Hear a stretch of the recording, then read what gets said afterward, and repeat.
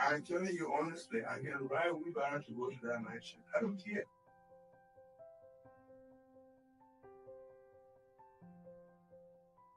I'm telling you honestly, I can ride wheelbarrow to go to that night shift. I don't care.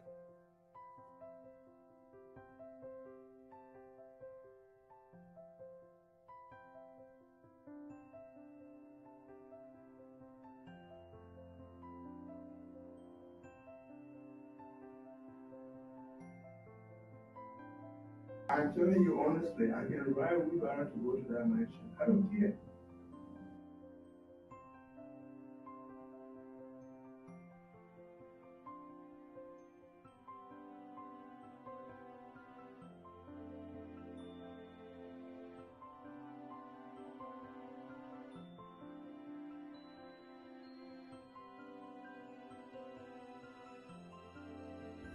I'm telling you honestly, I can ride wheelbarrow to go to that night shift. I don't care.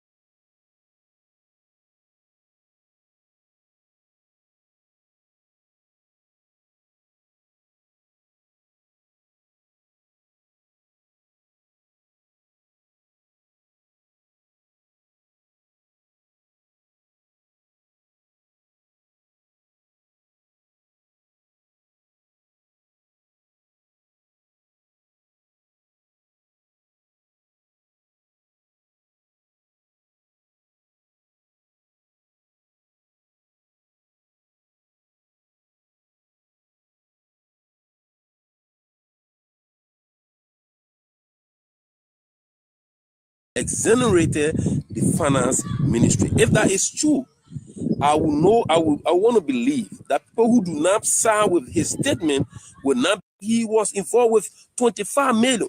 We never used 25 million yet. All the reports say $17 million were used in the process. And the finance minister, as head of the economic management team, provided the policy. And those things were backed by the board of the CBL as to how they can go about conducting their mop-up exercises. So for us to believe that the finance minister was involved in the process, I think it's a butcher of democracy. It is a butcher of the truth, and that people are hiding behind the smoke screen of attacking this individual because he's smart, because he stands the benefit of becoming one of the greatest Liberians as well. That's why people are running around here. I concur with Omen Jackson again, Sam Jackson, that people who even calling for so-called protestation in this country, they just look. It's a matter of wasting water on door back. Door will shake it off. We're not going anywhere. It's not going to change the status quo. This president going to remain. So he said that the people do not even have the character. Thank God he has concurred with us. Henry Costa was sitting in a freaking studio and then be insulting president. Look, this president has been so magnanimous, man, when it comes to democracy. That man institution is not even registered. It's not even in conformity with law. But the president will accept that this man should exercise his democratic franchise. That's why he established, in fact, removed the labor law on the presidency in this country. That any Liberian can sit down and insult the president and go scot-free. So that is what makes the president a very big individual. Somebody tell me why the president went to Gibraltar and spoke. He addressed the nation. As part of speaking to the nation. The president does not need to have an alarm, have a national anthem blown before talking. If you address partisan, he's speaking not only to partisan, but he's speaking to the cross section of this country. And his statement is being covered and carried nationwide. You think when you talk about a speech addressing the nation, it means you must come before the full plenary national legislature or have a national anthem blown? No, on no serious issue, but issues being raised by individuals who were defeated democratically by this president? No way. No way. No way. You were defeated democratically. Aaron Costa said not gonna studio there. It's so laughable. That's people who graduate from the University of Liberia. Some of you guys, I want to be student leader, or I assume you to be student leader. You falling behind somebody who does not even have the character. I hate to mention such an individual. Does not have the repute to call for the violent removal of a president. It makes no sense. We all around going about our normal business. Nothing is going to happen. June 7 going to come and go. Nothing going to happen. Look at the lines they put into circulation again. To me, and damage my character. That I one of those persons going to be bearing arms and shooting Liberians. I cannot. I cannot. Why would I take a gun? I said any protester coming in my home because the intention of the protest is to destroy people's lives and property. So anybody coming in my home, I say I will eliminate them. I will kill them if you come into my home. Because if you break into my home and I'm present, I will kill you. That's why I said. I did not say that I will go and start shooting protesters. I did not say that.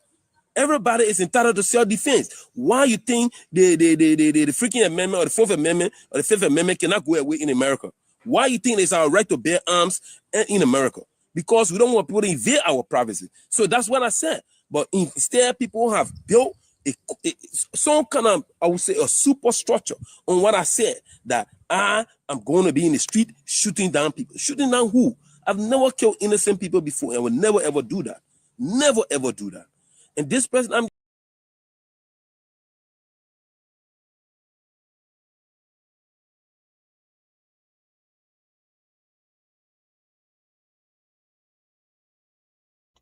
All right, so fellow Liberians, home and abroad, it's a privilege again for us to be on here. And we are grateful that we have another opportunity where we can be able to, you know, uh, gather in order for us to, educate our people, inform our people about what is obtaining. So, as always, we urge that you do us a favor, and that favor that we require of you is to kindly hit for us the share button, share with friends, share with family members, and let's have a wonderful, wonderful, wonderful, wonderful time today. So hit for us the share button, share with friends, share with family members, and I can assure you that it's going to be really, really, really wonderful. So just do us that favor while we take a couple of clip here from our brother, that is Zolizo the late, and get prepared while we are sharing. So those of you who are joining us, you can also help us to share while we also share. So let's share and let's get ready as we bring you what we are supposed to bring.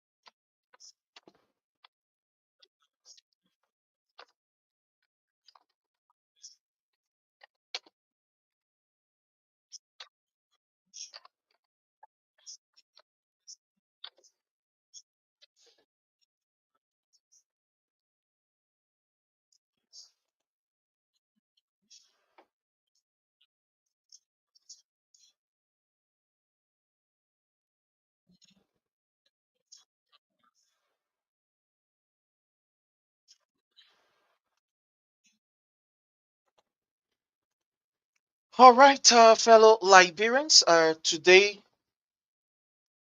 our show is going to be dedicated to a fallen hero. Revolutionaries never die because their ideas lives on. But our tonight's show is dedicated to our own brother, the late Zolizo. So again, do for us a favor, hit for us the share button. Get ready to interact in the comment section, and we're going to be good. I want to use this time to welcome all of you. I want to welcome and appreciate all of you. All of you. I want to welcome and appreciate all of you. So just do us that favor. Uh, hit for us the share button, and let's have a wonderful time. My brother Frank, welcome. How are you, sir? Thank you, Prince. I'm doing good. Yeah, just RS just do me that here. Uncle Sam. Yeah.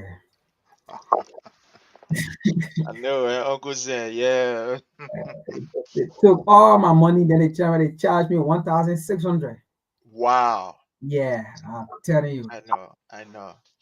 I know it's not easy. But anyways, we give God the glory that we are here. Yeah. Yeah. Again, I want to say happy, belated Ramadan to our people, uh, a Muslim community who celebrated, the Ramadan. I want to say happy Ramadan to you. And it's a tough one, uh, but we want to give glory to the Almighty Allah that you were able to go through it successfully. And I want to say thank you. So, like I said, tonight our show is dedicated to our brother, our Zolizo. It's a tough time. When you see this week, we've been off, is because, we have had some challenges, but we are grateful that we are back. So, just, get ready. Let's do what we are supposed to do. Let's get ready and let's do what we are supposed to do.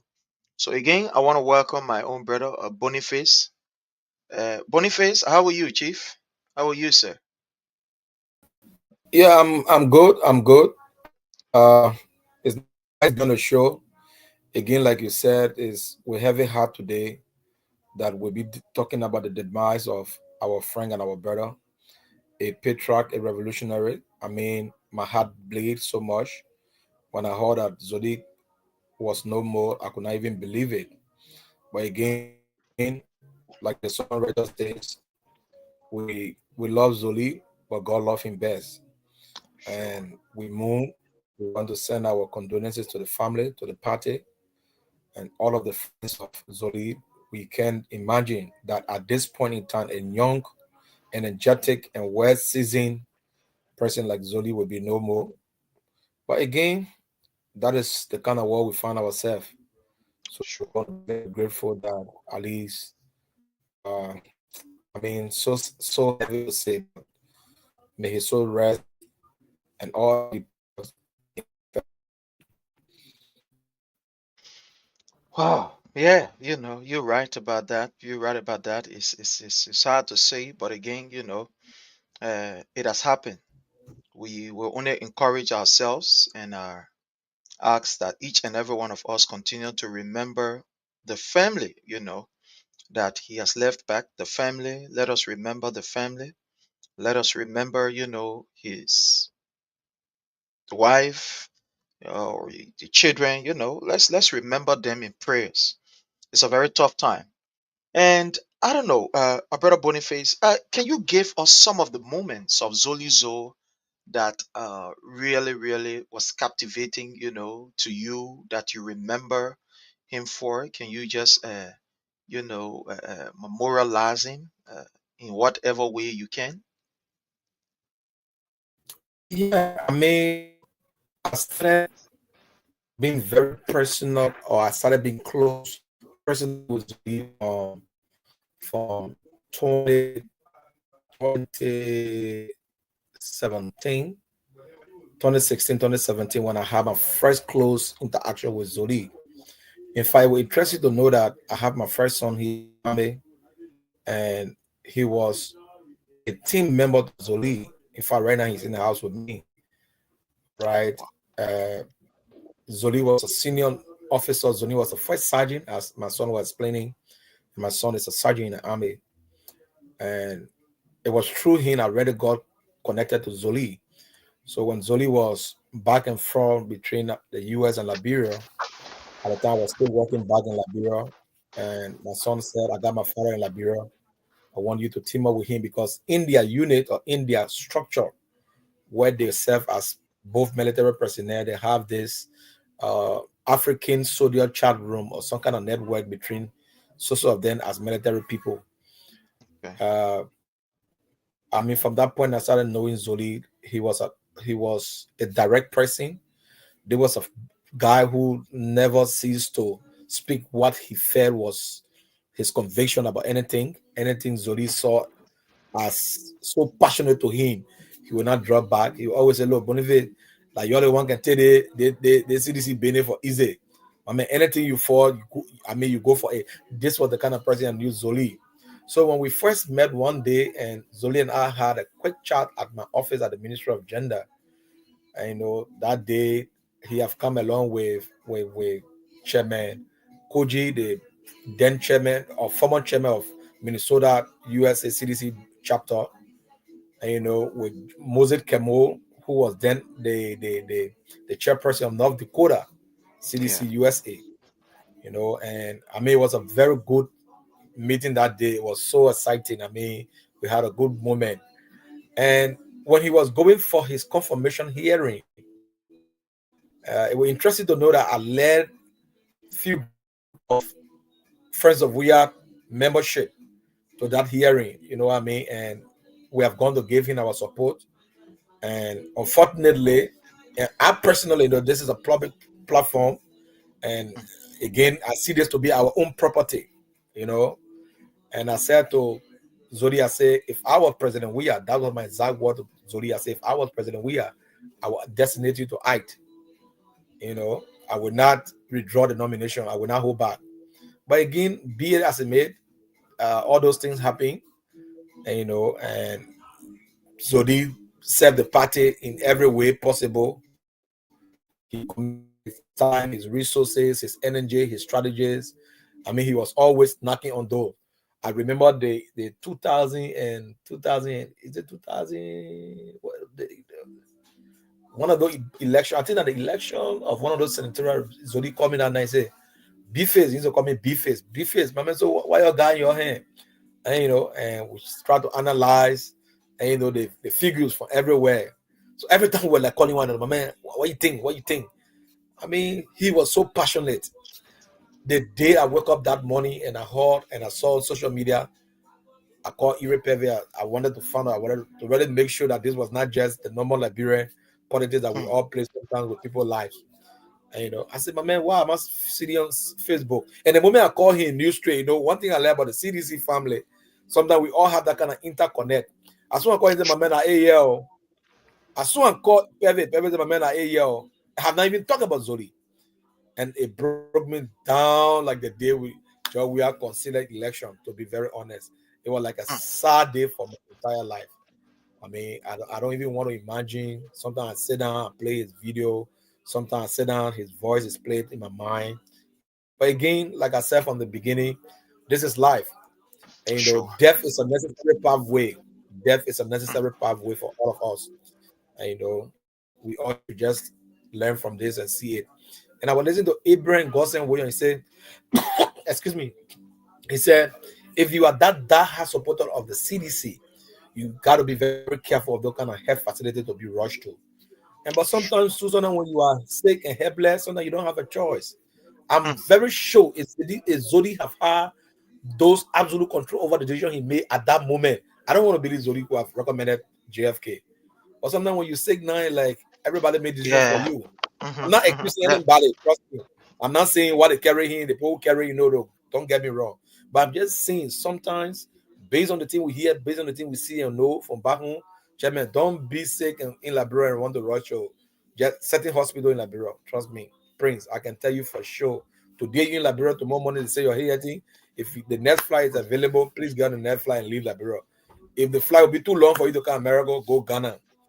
And go anywhere near you there. Don't allow the men to carry you to any funny hospital down there.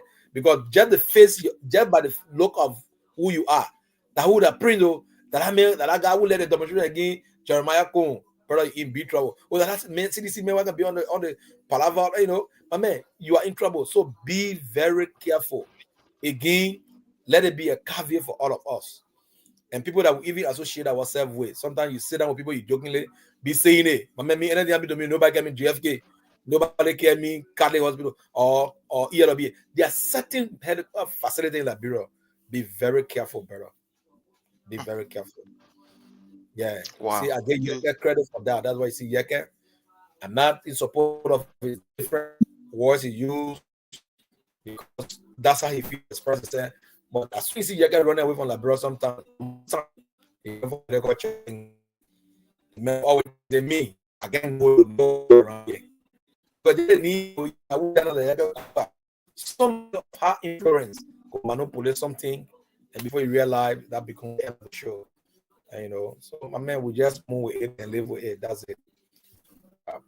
yeah, you're right. And thank you so much for, that in-depth kind of uh memorial that you've just given us about our brother. Definitely, it's a tough one for all of us, but again, here we are. My brother Frank, I am very sure that one way or the other you might have come across his video or so. Yeah. Is there anything that you remember of Zolizo that you want us to know tonight? It's over to you, Absolutely, sir. absolutely. I didn't get to see him, in person, but what I know, he was a former U.S. Marine veteran that he fought for us. But in terms of his personality, his character, I would say, from what I saw, for the past years, especially I start really getting to know him when he went for his confirmation hearing. So what I would conclude of what I know about him is, he was a man of perseverance. He had that resilient spirit. He was a man of principle, a soldier, that never retreat. He never surrender. He believed in what he believed in, and he stood for what he felt was the right thing. I was talking to someone that, Zodizo, he proved to people who have doubt about him that most of the time, people will be like, oh, you went Liberia for a job and thing. But Zodizo could have, he could have been back to the US. Maybe he could have been alive today. But you know, after his confirmation hearing, he decided to stay to prove to some ignorant lawmakers, I don't want to make them famous, who took his word out of context, but at the same time, those same lawmakers did make some statement about stoning the president, about killing the president, about hijacking the president convoy to the extent the manipulated student that went to hijack the president convoy, which we saw. But you know, he was a man that stood on his word and he defended his word, even though they tried to bully him. But after the confirmation, he did not come back. He decided that, you know what? I have served the US. It is time for me to serve Liberia. He did not come back. He stood there. He left that whatsoever position that he had, that they gave him, right? With no pay or with little pay, he could have, come back here and I mean, veteran, you're going to get a good job here. You're never going to be denied, right? But he stood there. He left in Liberia with little of nothing, and then decided to give his time to Liberia to prove people wrong. That even though you say I'm not qualified, but I am overqualified than some of you who serve as lawmakers, who serve as officials of government in this country. Some of you who are sitting today, who are over me trying to intimidate or trying to ask me question, unnecessary question, right? Trying to take things out of context, right?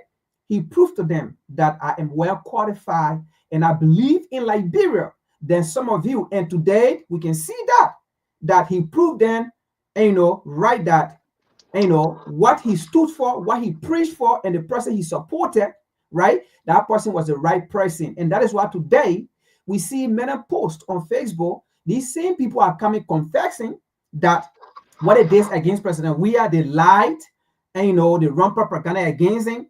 Now some of that even saying, oh, President Weah was right to take private jet. All of those things. They are now coming confessing their sins, the thing. But again, Zorizo, he left a resilient spirit with all that. Look, no matter what, right? Hmm. Believe in what you believe in, and this party, CDC, it is the people's party. That is why he never relented. That is why he never went, back and forth like other people who will go on the other side if they don't get a job, if they don't get what they get, and then they come back and then they go back. Zorizo was not the kind of man. He was the man that believed in CDC because he knew CDC have been the political party since the birth of a country called Liberia. CDC have been the only political party to seek the interests of the native, if I can be specific, to seek the interest of the native, never call the native common man, never call the native country chicken, never call the native villagers, never call the native zogos, but have always been there as a party and as a leader to look in the interest of the people. And I believe that is why Zolizo believed in this party, and that is why Zolizo believed in the man that founded this party. And he left a message with us that no matter how the situation may be, no matter the circumstances, no matter the hardship, no matter how they will try to bring him down, right? Stick to your God.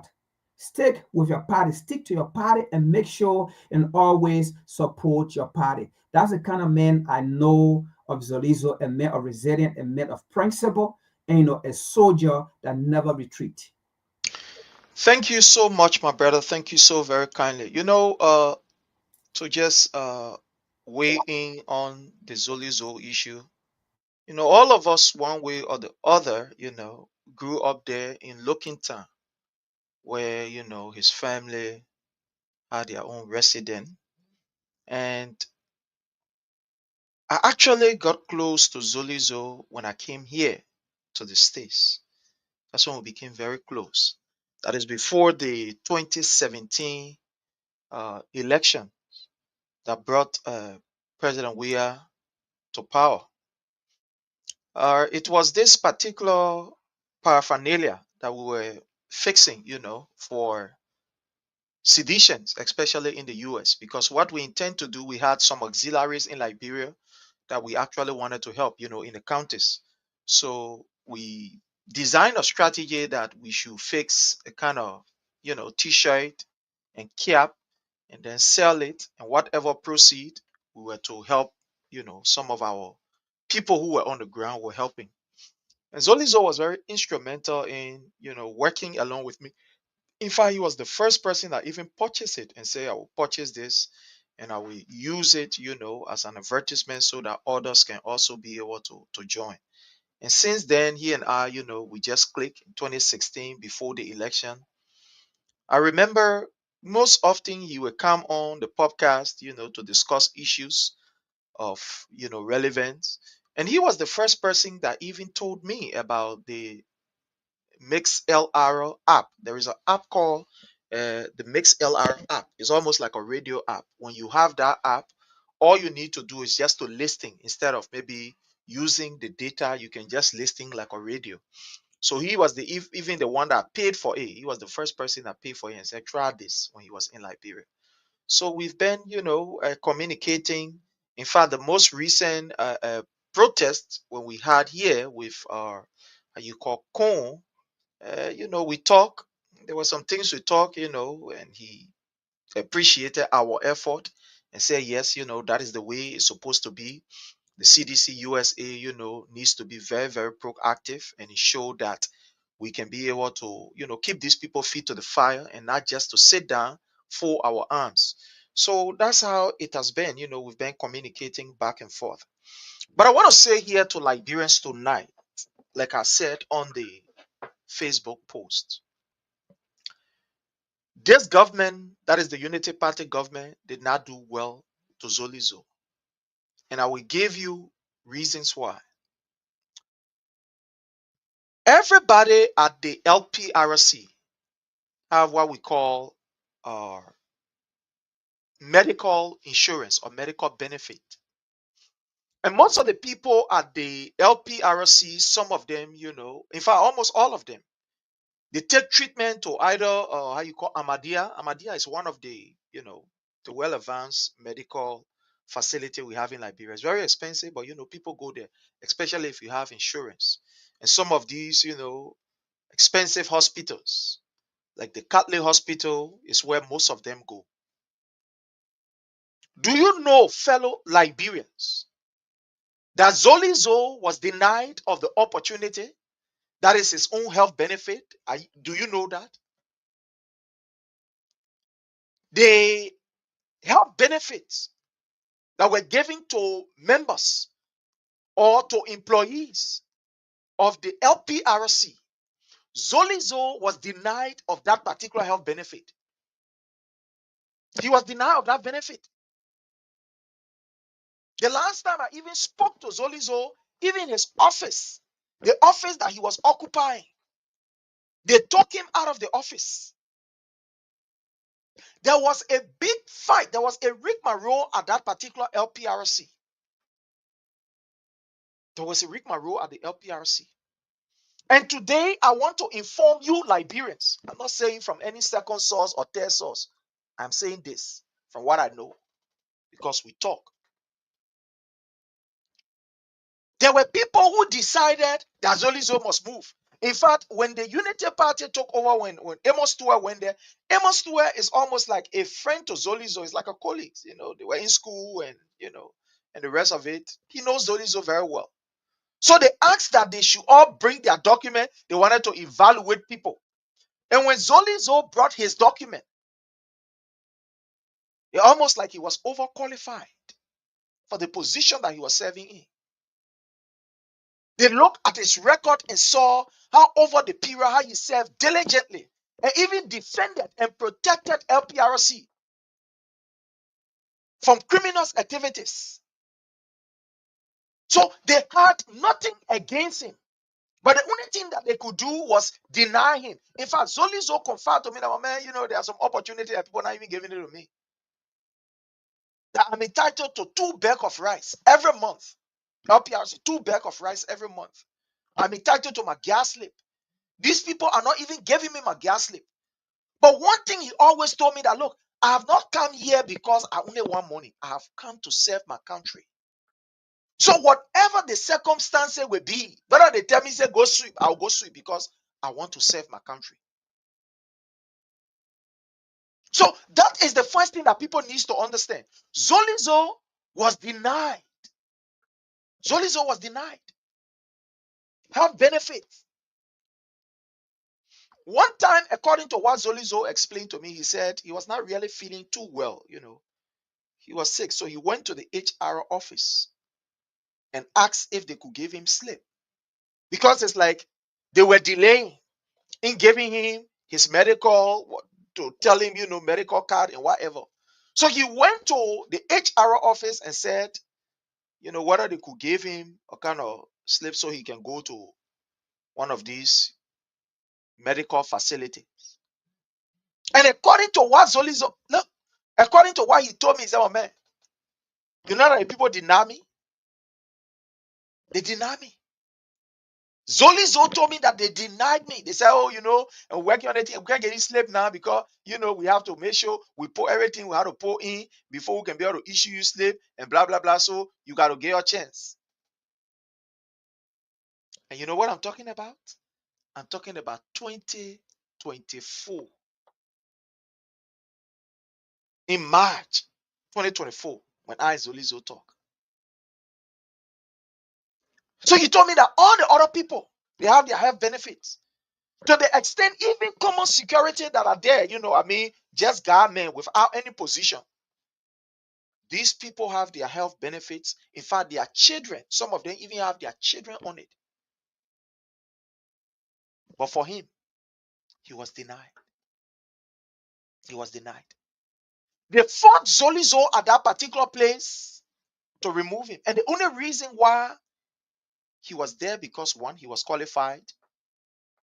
He never put himself in anything that was clandestine. Even though at a certain point in time he was lied upon, somebody said, oh, the man stole fee or this, that, all the other nonsense, which was lie. Somebody stole the fee, because it's a common practice down there. It's a common practice that people will just steal. And he and many other people will make some intervention. According to what he told me, he said, look, Prince, I was almost like all of the time at the LPRC as security director. Because during the evening time is when these guys can carry on clandestine acts. He said, I have saved LPRC of millions of dollars. He said sometimes these men, they were intentionally. Sometimes they will take almost about 200 to 300 gallons and put it in truck that is not supposed to be. He said, because of the team that I put together down there, we track it down. We'll track it down. So if you hear people saying that Zolizo went to redemption and went to this kind of era, it's because Zolizo, one of the reasons why, even though he had the money, he could go somewhere else, but he was also denied of these health benefits. He was denied of the health benefits. Can you imagine what politics has taken us to? Can you imagine? And even what is even more sad, when Zolizo was taken to JFK, can you imagine people coming outside and telling somebody in that particular condition? And they said there was no bed. Zolizo was like in the lobby. Can you imagine? This is not an ordinary person. He's also a government official. Can you imagine? Look at this. Zolizo was not an ordinary person. He was a government official too. When Amos Stewart go to JFK, you think they will say they get paid for him? You think so? Even if he is in a vegetable stage and somebody get to know that, oh, that Amos Stewart, you think they will take him and put him in lobby and say, we get bail, you got a will. You think it will happen? He was not an ordinary person. This was how Zolizo was treated. This was how he was treated. And when nurses got to know that it was Zolizo, they came and said, oh, that's Zolizo. You know, that they run behind. The time you go to UL, and I didn't want to say you kill Abra people. Can you imagine? Look at where our politics have gravitated to. Look at where we are as a people. Just imagine where we find ourselves. That people are not targeting people only because they are seditions. People are targeting people only because they are critical and they speak truth to power. It is scary. It is fearful. For us to be living in this age, this day and time, and seeing this kind of thing happening, my people, it is scary. It is scary. They did everything, and today, Zolizo is no more. I remember what they even did to him on the UL's campus. What they did to Zolizo there on the UL campus. They ran behind Zolizo like they were running behind some kind of animal. Only because he aligned himself with a political institution and decided that this political institution is my institution and I will propagate the agenda of the Liberian people. They ran behind him at the UL. Let me just bring you a video of Zolizo, when he was at the UL there. Let me see if I can bring you this video. There's the video of Zolizo. There's the video of Zolizo.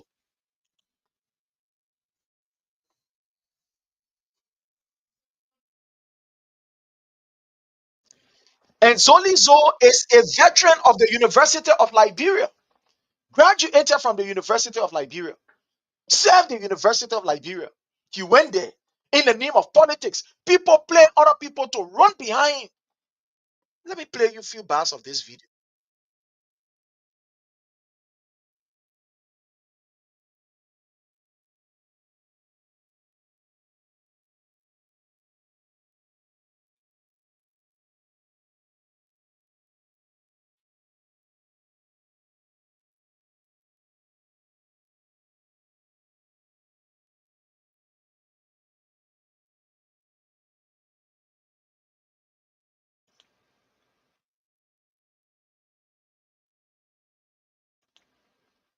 This is Zolizo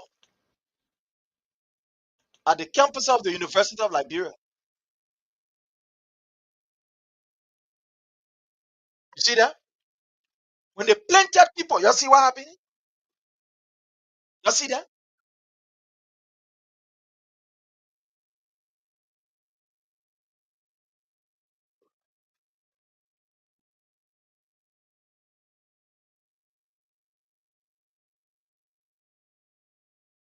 You see that? This was the working of Joseph Newman Boyka and the government. You see what happened? While he was speaking under the palaver of the planted children, we got a full clip. They were running around with sticks, some of them with glass bottle, some of them with rock. Where he at? Where he at? Where he at? Today he is no more. You see the kind of politics that Joseph Newman Boyka has encouraged? Similar thing that they did to Tamba Momo in Lofa, only because he believed that, look, I will associate myself with the CDC. They ran behind Tamba Momo. They murdered Tamba Momo in a broad daylight. This Tamba Momo ran in his house. They ran behind him in his house. And they unalived Tamba Momo. Look at the incident that happened also in Nimba County. Only because this particular individual aligned with the CDC. They unalive him. Look at what happened to Joshua, a very promising guy who Queen Johnson aided and abetted to murder. Today, Queen Johnson is giving position. Francis Akila Nyimale is giving position. Zolizo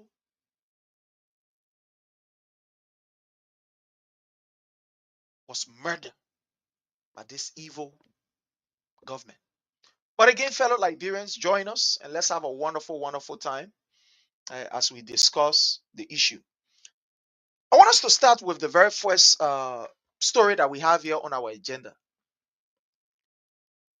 Just yesterday, I think it was day before yesterday, we got an information from the authority of the RRA that,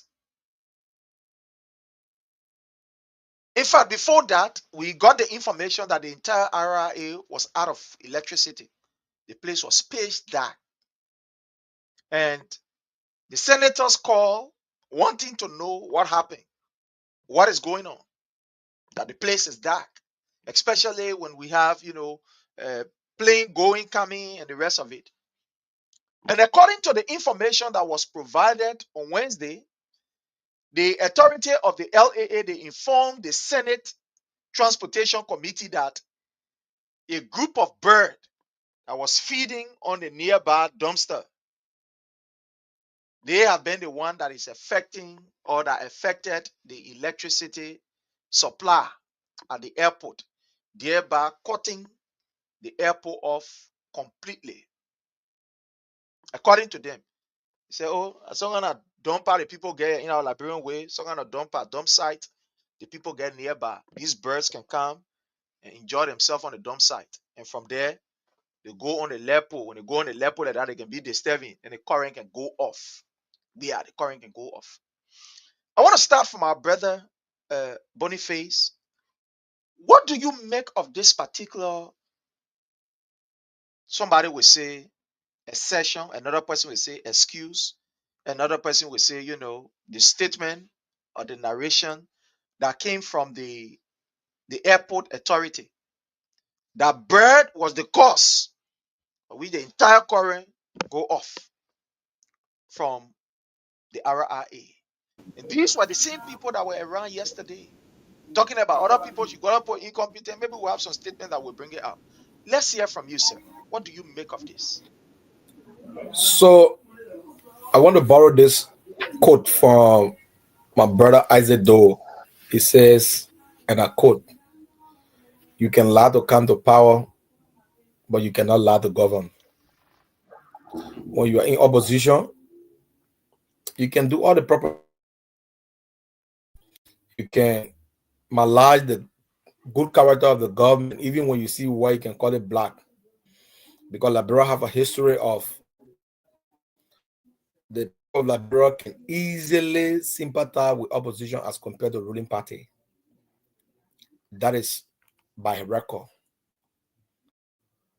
Before I answer the question directly about the Brexit situation, let me carry you one step back. There was a previous press release that tried to implicate the LEC after that power shortage or power breakdown. LEC have to quickly come and say in their own rebuttal that this is not with us. In fact, it was a fuel shortage. If you go on the LEC page, that release was read or it was posted. Conflicting information from two government institutions. So the guys start looking for what to say next to buy sympathy. It made this thing to look like it was under the CDC government that the worst thing or the worst of things ever happened. One day I was traveling from Liberia to Gambia. No, I was going to Senegal and we transited to Gambia. When we landed by the special grace of God, like few minutes after current went off on the airport. If you check my page now, you still see that thing in 2022. I said jokingly, I thought it was only Liberia that current can go on airport. But here am I in Gambia, and I posted something. The reason why it's so bad because these were the same things that you guys in us ran with. Oh, the reason why data is coming to Liberia because Liberia don't have current. The reason why no can go to Liberia because electricity is not stable. But I'm a student of HV from the NP Technical College in Minnesota. For my, I don't want to be unfair to the Liberian people because I know this is a public platform.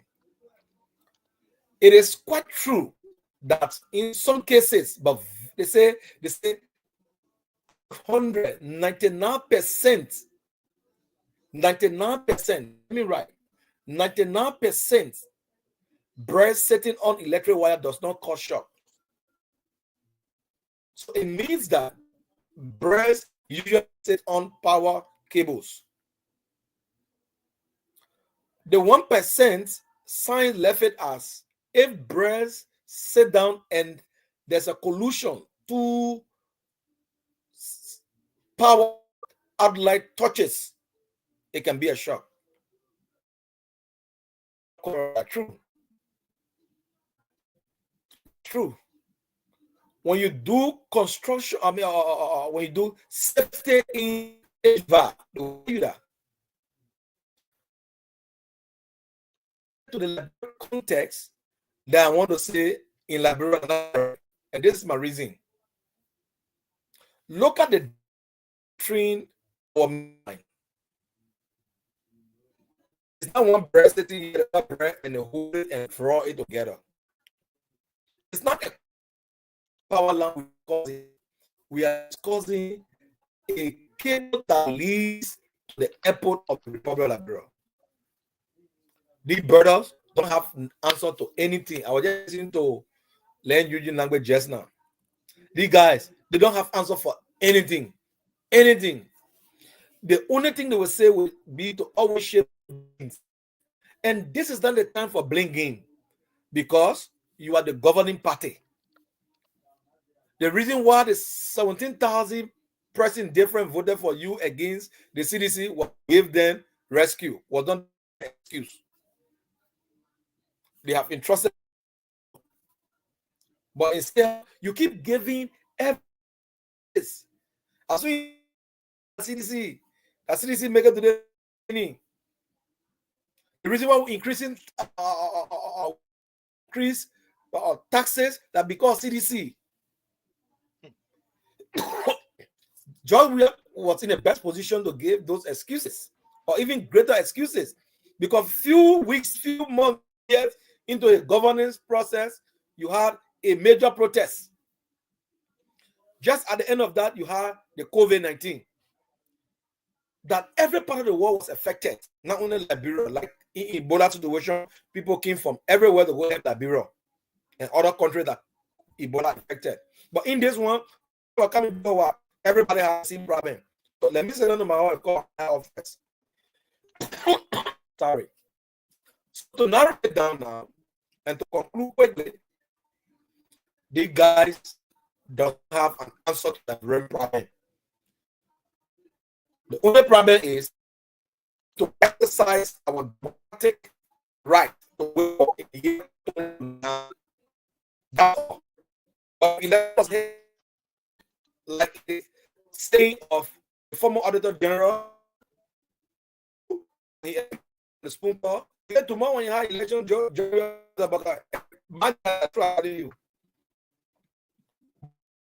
because I will not call for it. I want to rest on that.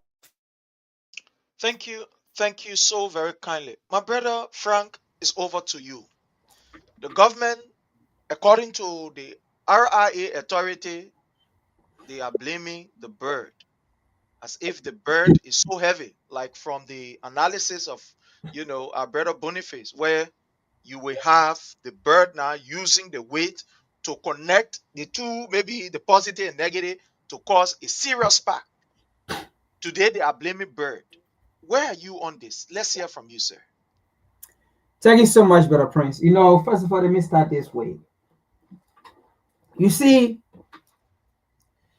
we have a government where key players within a government, within a country, that need to be realistic, need to be fair, and to the Liberian people. Key players that need to serve the Liberian people and not the government and not the president. These are the people that are lying and manipulating the governmental system, the governing body system in Liberia, and lying to the public only because they want to protect an image that is already being destroyed even before coming to power, because that image was a destroyed image for 42 years. Now, what am I saying this? Let me take you back. Recently, we just saw a failed government, a failed leader, who spoke eloquently about coming to power, that they had the solution for Liberia. They was going to do everything swiftly, that Liberia was going to get on a path that no one was going to suffer. In fact, the youth were going to work to the extent there was going to be importing people from other countries to come to work in Liberia, because almost everyone in Liberia were going to get a job. Then they were going to start importing people from Sierra Leone, from Africa, from Ghana to come and work in Liberia, because he said as soon as he get elected, he told the people, come 4 months from now, everything will be okay. And we will hit the ground running, right? These are promises made. And here is a man, came to power. He packed the wheelbarrow that he promised the Liberian people that he was going to ride wheelbarrow. But he did pack the wheelbarrow. And then went and bought $1.2 million car. Now let's be frank here, Brother Prince. And then within the same time period, the light went off to the airport. We have current issue. Do you think these people will come to tell the Liberian people that we were short out of gas when you just bought $1.2 million car? Do you think these people were going to come to you and tell you, say, the issue of the port, shortage of light was financial situation, or maybe was generator issue?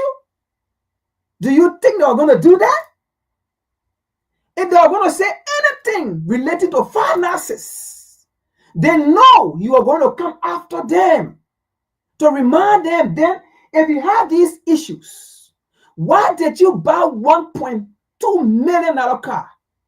What are you doing with $1.2 million car? Because Liberian people are now going to start asking questions.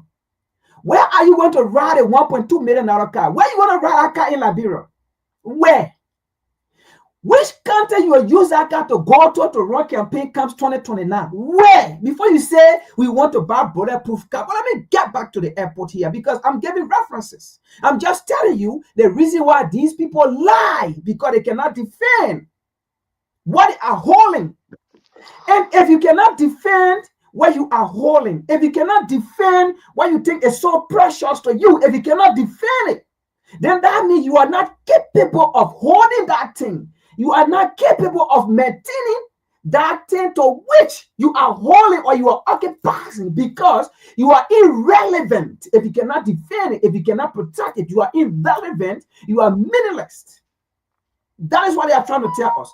Now, to even go to the Senate, because the Senate, I will tell you, almost the whole world watching. What were they thinking of to go and say? It is because of the bread that are defecating on the transformer. That's what caused an electrical shock or an electrical issue to the airport. You sat down to an area, almost the entire world watching, and you gave that as an excuse. Because as we all know, LiPo, wire, transformer, those are places bread led to sit. So while other countries are not giving the same reports about bread are the one causing it, but they said, oh, you have trash on the other side. So that means they are trying to tell us again.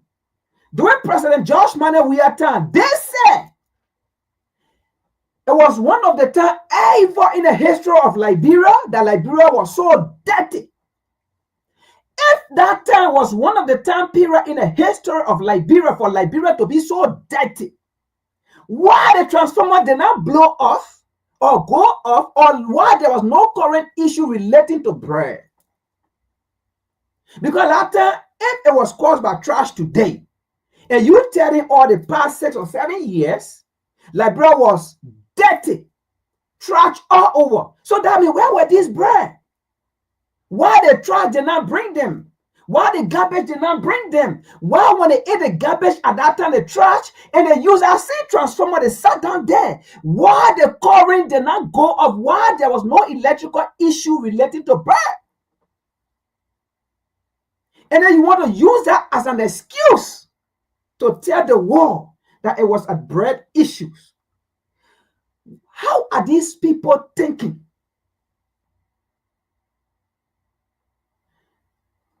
What they cannot defend here is they are useless bunch of people in the government. This is a useless, failed government, meaningless government that we have in power because they boast of everything that they have. But now they came to power. Because if they tell it was because of tribe, then that we honor them. The nation is dirty and filthy because transformer did not blow up in Liberia because of bread defecating on it, because of bread coming eating garbage and trash. So Liberia is dirty and stink under their government. What are they doing? Because they said Jefferson Koji did not have the knowledge or the technical know-how. He did not have the support or the international partner to assist him. They had the international partner. Where are those international partners to give them fundings? Where are those educated people who know about sanitation? Because they said Jefferson Koji did not know about sanitation. Where are the educated elite who know about sanitation to the extent that the nation is dirty and filthy, that you have bread all around, eating at the same time, causing electrical shock or electrical issue to our airport? Oh, yesterday, it was not bread. Yesterday, it was not because of bread defecating there. Yesterday, it was because an incompetent. But today, you do not want to use our sin war as Joseph Boakai being an incompetent leader. But yesterday, you said a man has said the country was incompetent, was not a presidential material. But today, you do not want to say Joseph Boakai is incompetent. Joseph Boakai is not a presidential material, but you want to say it is bread. But you know, one thing we should know, they did not come out to say it is CDC. People who went and turned off the transformer or who went and tampered with the light, because that's what they have always done, have always said. Anything, they always say, oh, President Weah, oh, CDC, even though we have never been in any activities or in any things that bring harm to their government, like how they were in all activities bringing harm to the past government. This government, CDC, have not been in any activity to bring any harm or to bring any disturbance to their government. In fact, it is their own people who are bringing disturbance that the international community are seeing. While CDC is just relaxing, looking at them, haunting their own government. So yesterday, if electrical issue was caused by incompetency, if electrical issue was caused because a man was not a presidential material, why today? Why today? And you said yesterday, Liberia was dirty under President George Manuel Weah, but the airport was not caused by bread. But today, the same like issue happened. Why can't you say it is because of incompetency? Why can't you say it is because of Joseph Imam Boakai suffering from the dementia or schizophrenia issue? Why can't you say, yesterday you said, this man only know how to dance buka dancer, right? Why not today you can't say Joseph Boakai let to faint? Why you can't say today he's suffering from method issue, he's having low membrane issue? Why can't you say that? Because this is a man, almost a year, issues in the house relating to speakership. It baffles someone for this man to come and say he don't know anything that been going on in the house as it relates to speaker issues. This is a man that call and say he knows nothing about it. When key government official of him or his are the forerunner, a man that is sponsoring the removal of the speaker then came out to say he knows nothing about it. But anyway, that's the history of Joseph Imam Boakai, because any leader who fails to accept his fault or blame is a leader that is ready to lead a country, a nation downward.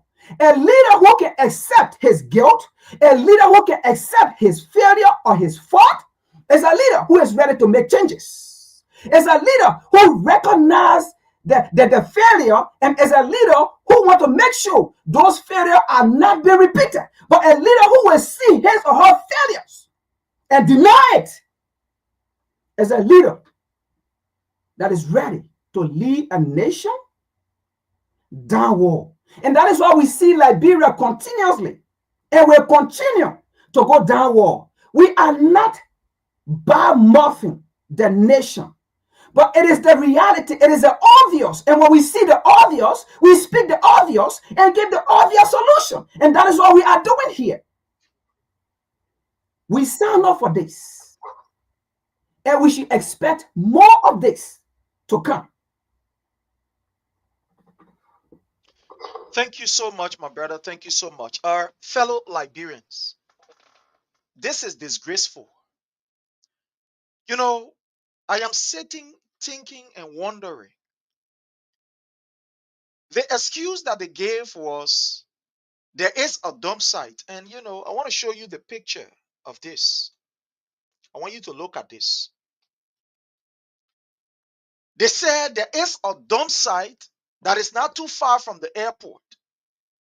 And it is the dump site that most of the birds can go on to go and eat.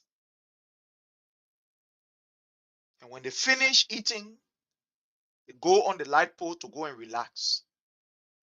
My people, let me ask you a question. I want us to just take, first of all, the issue of the bird from there.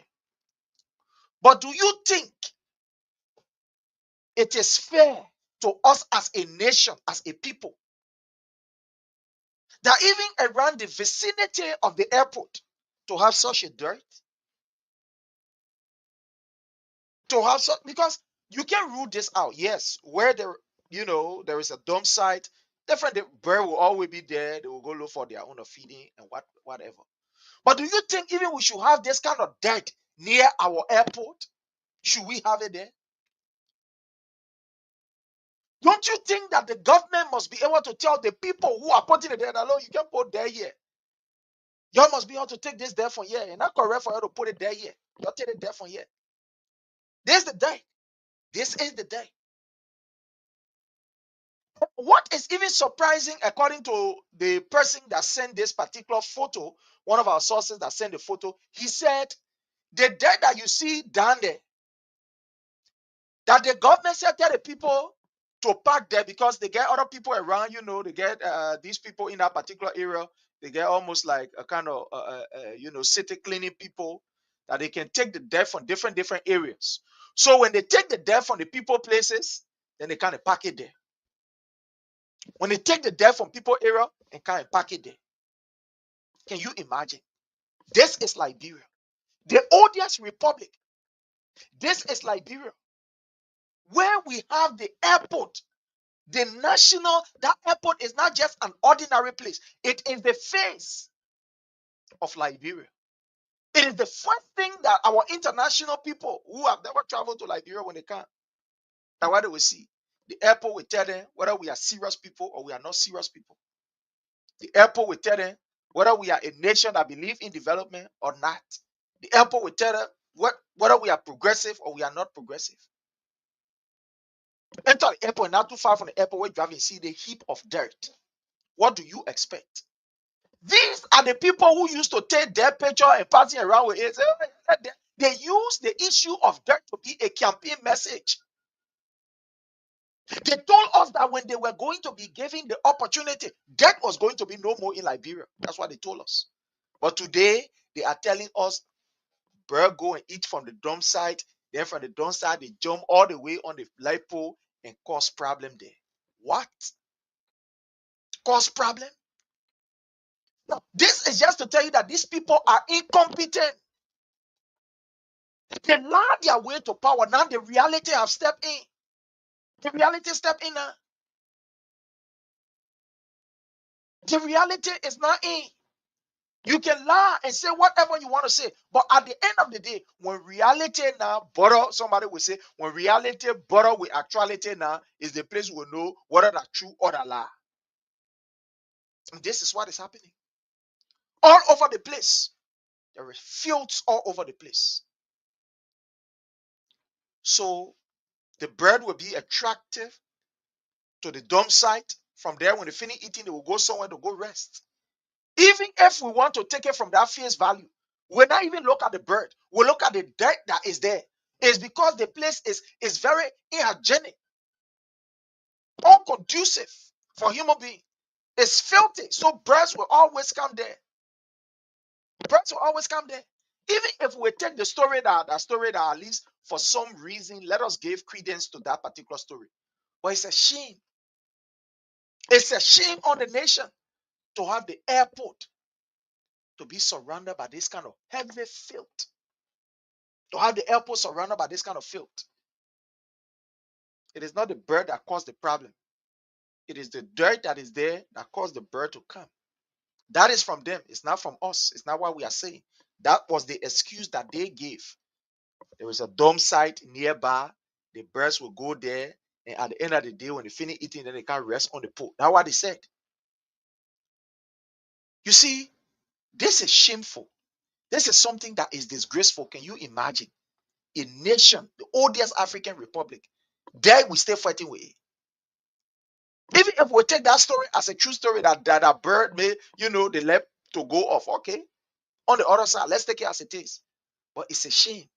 So what are these people doing?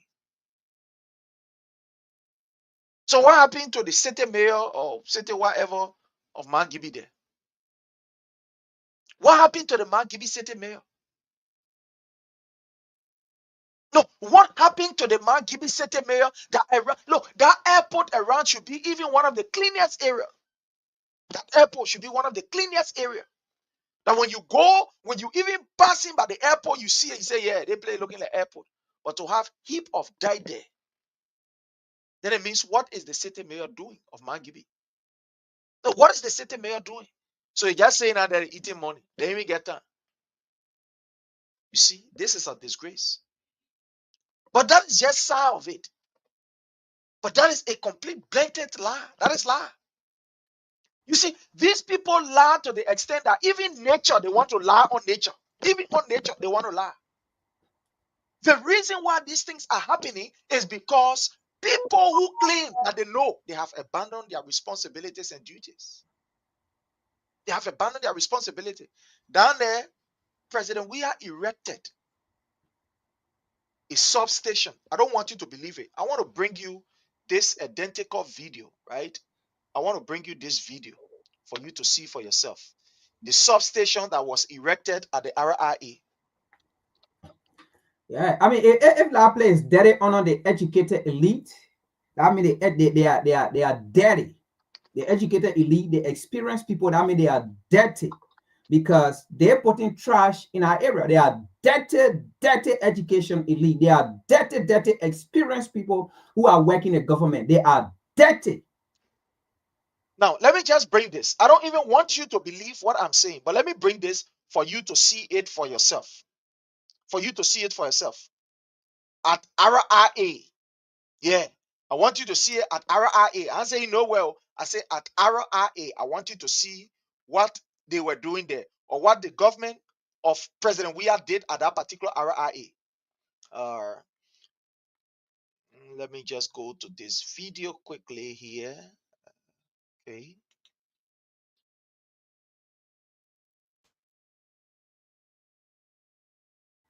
Yeah, dirty, filthy people in the government who call themselves experience. Those are the kind of experience Buck I was talking about, dirty and filthy people. That's why Yaga said Buck can pee in his clothes. They had to change the dapo. And I want to his age, his dapo had to be changed. Yaga could have said it. He can pee.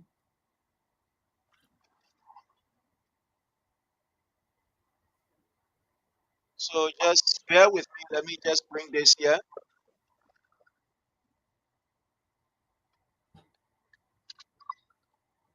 And a matter of fact, the whole internet is silent because I can remember during the past year, at this time, like Apple issue, the internet was popping. But again, you see, I posted something today. I said, Liberian, we need to get away with this Western narrative and this kind of a Western supporting thing. I mean, McCarthy told us they heavily invested in the media, right? You Yeah. Liberian, you so-called Liberian, you also your birthright, you also your nation, right? You also your nation, you give your nation out because they bribe you people to go on the internet and say all kind of crap to make the past regime or the past government look bad and ugly. Y'all did it. Y'all accepted those dollar, those $5, those $20. And y'all went everywhere with your cell phones. Because at that time, Liberia has cell phone, but I don't know why Liberia don't have cell phone. A lot of time they were not jacking phone from people. But why not they jacking phone from people? Because at that time, everybody was in a nail, in a deal. There was no cell phone jacking. People were all around taking pictures whatsoever and tell all the government, the incompetent, just to make the government look ugly because they bribe you people, they gave you people money. Where are you people today? Where are the journalists? Why are you Ghana on the streets? Now, thank you so much, my brother. When you look at this is a video. There was a substation that was built in Mount Gibby, basically to ensure that the RRA and that particular corridor that is electrified.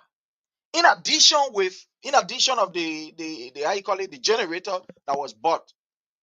So here is it. Is that something that we just want to say, want to bring you the facts so that you can see it? Here is it. Let me just carry this back a bit for you to see here. It was completed under the regime of President Weah, but I just want to show you here so you can see it.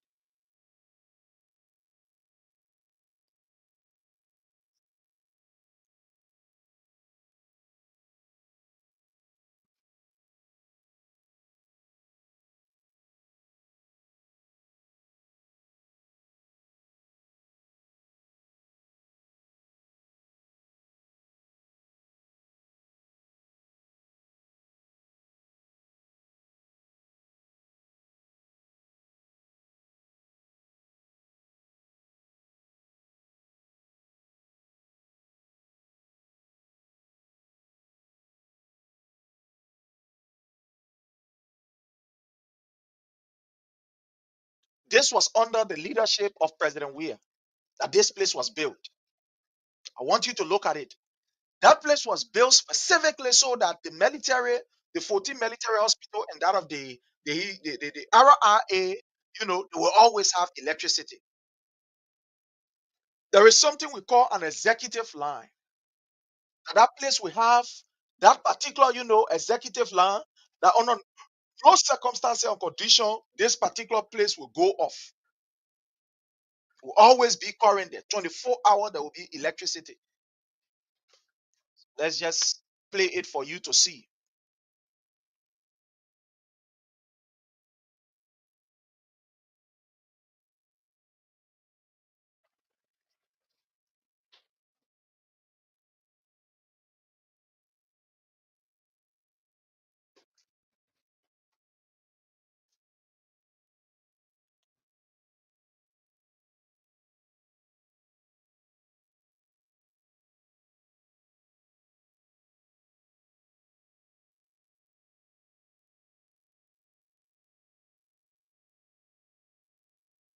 Fine. My people, I think you guys have seen it. I'm going to take this off. And Brother Pray, let me just add, just from that video you have shown, right? Let me Yes. add something here. You see, now when it comes to the bread issue, right? That's a blatant lie. When it comes to the bread issue, the theory of the bread, let's take that out. What we have seen in this video, it is proving that, when these people came to power, they remove the people who have worked in this place, who have knowledge about this place, who could have maintained these equipment, these monitoring equipment. They remove them and then put people there in the name of their own political party. People who were not trained, people who are not trained, people who have no knowledge of these things. Now, I can tell you there's a malfunction here. Somebody here did something here that they should not have touched, right? And that's why they have triggered the power shortage or current issues to that airport. It was not about bread issue. There are people who are put here who have no knowledge, inexperienced people that were put here have no knowledge about operating on electricity, And that's what caused the issue. But now they can't come up to say those that were working there, it was them that caused the issue because they either touched the wrong button or there was something that they should have cleaned, they should have maintained. There is a maintenance issue that have caused this crisis. Thank you so much, my brother. Thank you so much. Let's hear from Boniface before we can go to our next topic. This that our people are looking at is what was erected by uh, His Excellency President Dr. Weah Former, because he wanted to ensure that this issue of current going off and coming on, that is resolved totally once and for all at the airport there. In fact, they had 2 standby generators in addition with this particular facility that they already have there. You see about 22,000 voltage. Now, what do you seeing these videos? I know you were there. You people, were the one who contributed towards some of these things. Seeing all of these, that these things were set in place so that we can have electricity, at the place. And now today, this government is telling us that bear the cost. What do you make of this? Do you believe that particular story? Do you think that it is something that anyone should take to? I just want you to conclude on this before we You go know, to our next discussion point. yeah. Again, thank you for bringing me on. By the next 20 minutes, I appear that I'll have to leave you to go get ready for work. All right. So let me just wait on this and probably just give a little personal opinion on the last topic and leave if you can permit me. Yeah, sure. So Go ahead, sir. again, listen to President Bokai. In one of his campaign statements, he said, under the government of George Weah, the country was on an autopilot, Hmm. meaning a car or a plane without no driver or no captain. But I don't know how can he define in the context of autopilot yesterday as to today. All right. Oh, President, just George Weah call us people and like brand people. Him not even speaking color from us. He almost looking like that the Labremen say chimney, that what chimney. That's it. Because and this is a lesson, this is a true lesson. And I'm sorry to use this analysis in the context of what we're discussing, but I know it will make sense to those who already see the logic. Any man who used to changing women or any woman who used to changing men may likely end up to the wrong person. Liberian people, you're listening. They too much change we lay that brought us to the worst of governance that we are undergoing now. It is based on the decision we made some 1 year, 4 months, 5 months ago. So the country is not just moving even on autopilot. The country now is the country have degenerated beyond autopilot. That every sector of government, you see, everybody get wanting to say. Everybody got something to do. So the government is not even that cohesiveness in government is no more. That's why you see the other sector of government can say this, the other men can say this, the other men doing this. Every day when you listen to different media outlets, you hear some kind of news story of either stealing or some kind of misapplication of public funds. The plans and the desire of the then former President George Weah was clearly manifested on the ground. In 2019 or 2018, by this time, there were several, I use the word several signature projects under the CDC-led government.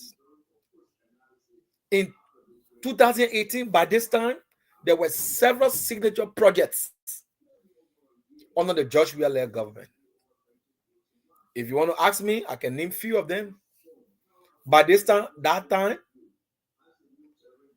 we're talking about tuition free. By that time in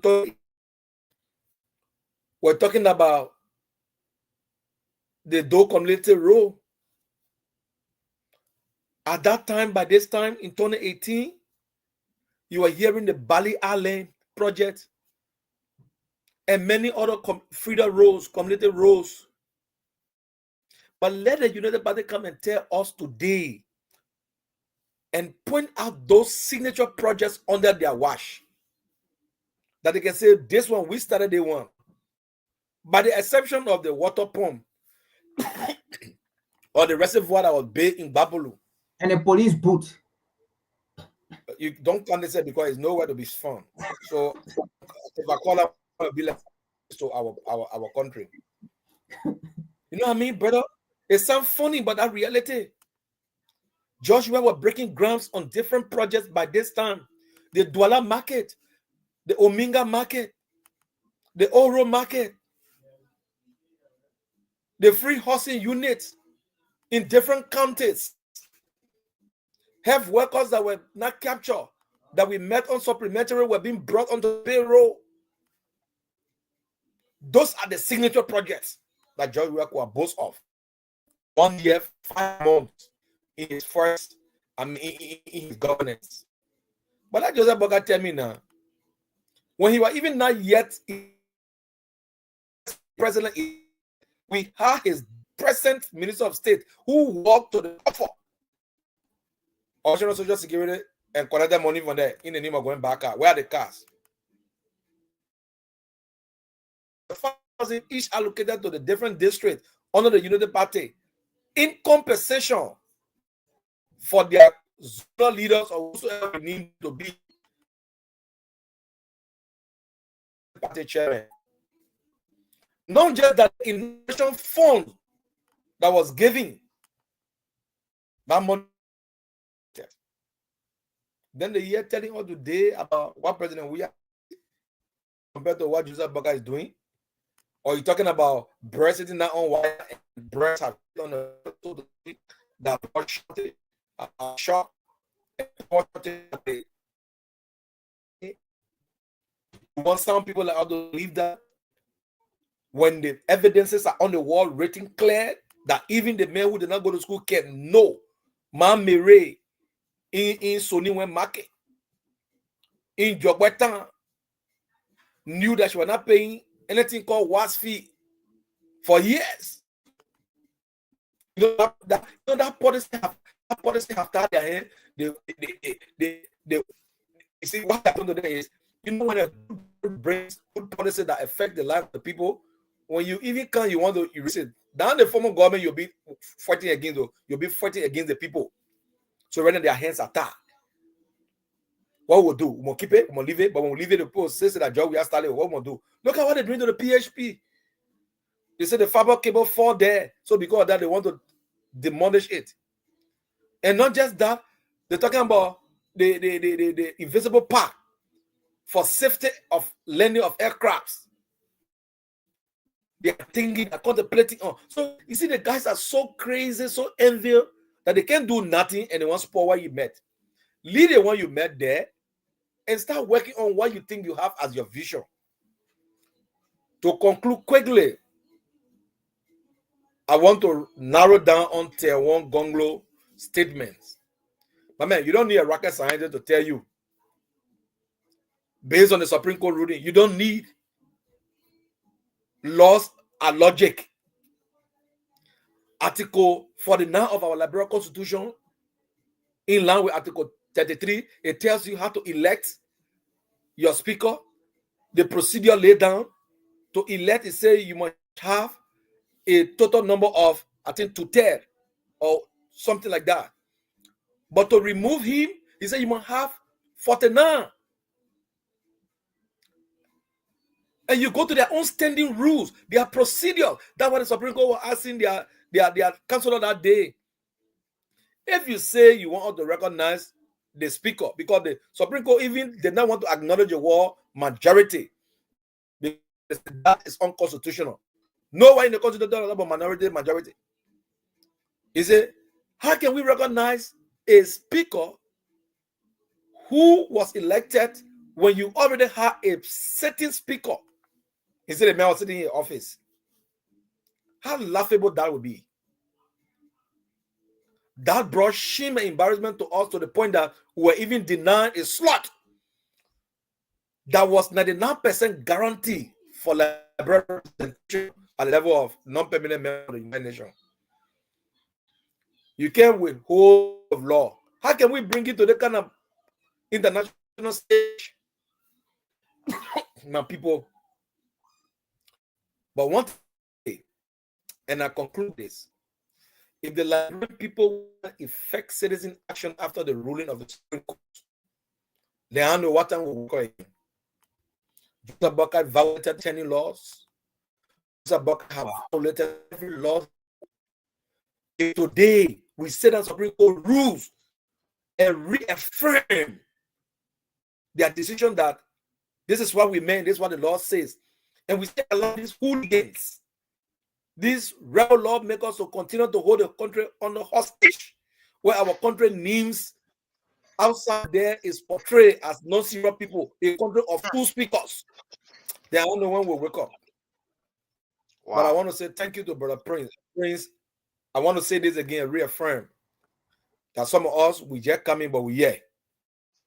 Our blood is blue. Anytime you want to have anything, count on some of us. We are willing and we are ready to do even beyond what we did in Liberia and do it here in the name of our party, because this is what we believe in. We are the commoners. We're not going to hold back. And I can tell you some, oh, God, when my inbox, oh, my man, you'll be as out there, you'll be posting all kind of things, you'll be this, that. I said, my man, when we're in government, some of your men ran away the king here because they felt we're not the right people to lead them. So when the day is my choice to stay there or leave here, I'm not illegal. I have a status in America that keep me here. So it is my choice to be here. I wish you had the opportunity to be here. You want to be here. So, Prince, I want to say thank you for this platform. And I want to say thank you for your courage. Brother Frank, thank you so much again. We are always together. We are here. Anytime, just hit on me, just count on us. We team up and make it work for the better of our country. Thank you so much. I respect you. Thank you so much, Boniface, for always, providing enough and sufficient information. You come with a lot of experience. You are a key player, and your presence here really, really has added value to what we do here. So we are always, humble to have you. And this is your show. At any time, you just call on us. We'll make it available. Thank you so much for joining the team. We are privileged to have you. And have yourself a God bless day at work. Thank you. So, fellow Liberians, we want to move to our second issue that has to do with, my brother, the filth that has taken over Liberia. These people said that Jefferson Tambakoji was doing nothing. And I just want to read something here, from them. The Liberian Investigator, a media outlet in Liberia, reported a disturbing story on its lead headline on April the 2nd. Marketeers were trapped in trash. According to the report, nearly 500 marketeers at the Puebla Road Junction in Red Light, Monrovia, are facing serious health risks due to the overwhelming clouds of garbage surrendering their stores. Ironically, the city authority responsible for protecting them are the ones dumping the waste. What is your take on this, my brother, after listening to this particular story? The Pinsville City Corporation, they have this particular stuff that they do. They will say everybody should collect the dirt and go and pack it one place. They will come there to pick it up. And I will show the picture of the dirt that has taken over, image of the dirt that has taken over. And let me just bring this here so our people can see what we are talking about. Let me bring the garbage right here.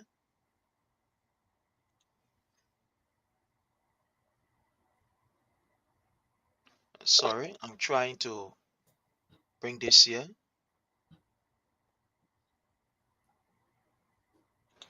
Yeah, my brother. So what do you make of the field that have taken over the entire Monrovia and its environment? What you are speaking, let me just try to look for it. It's over to you, my brother. Let's hear from you. Thank you so much, brother. Recently when I was in Liberia, right? We were driving and we approached red light market. And then they said, oh, this is red light, because for me, that's my first time being in Morovia there. So they said, this is red light.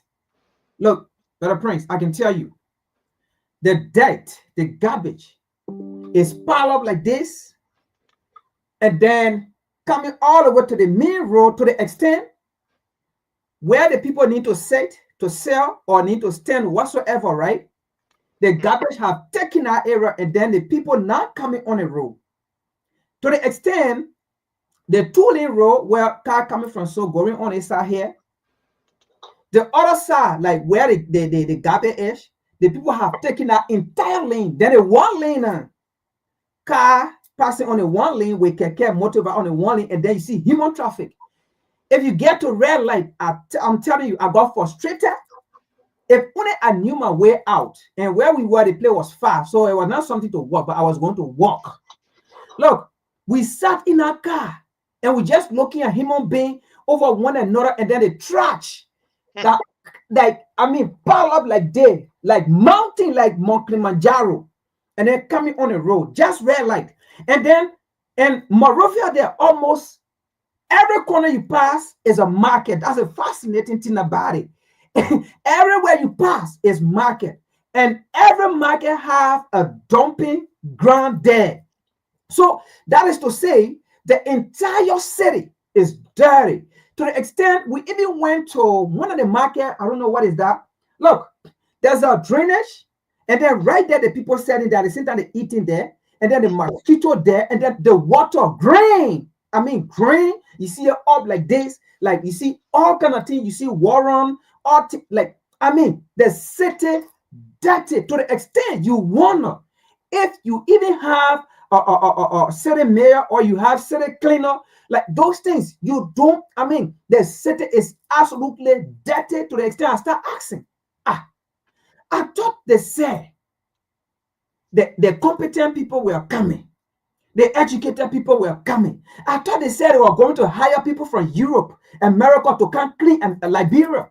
I thought they said they have partners that are going to bring yellow machine, caterpillar. They're going to bring a machine to draw this water out and clean this place and dry this place. I thought they said they were going to turn this city over in a day. They were going to turn this city over to be one of the cleanest cities in Africa, in West Africa. I thought they said they were going to do that to Rwanda, because that was one of their matches. Like, every little thing. Look at Rwanda, the cleanest city. Look at Rwanda, this, that.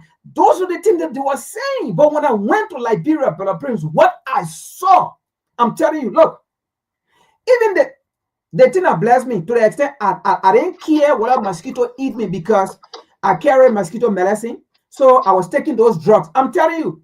And by the time current go off, oh man, that's the time you will have your girlfriend, your boyfriend, because your boyfriend, your girlfriend are mosquito. You will have them in a room, plenty of For me, I never care. I would just lay down.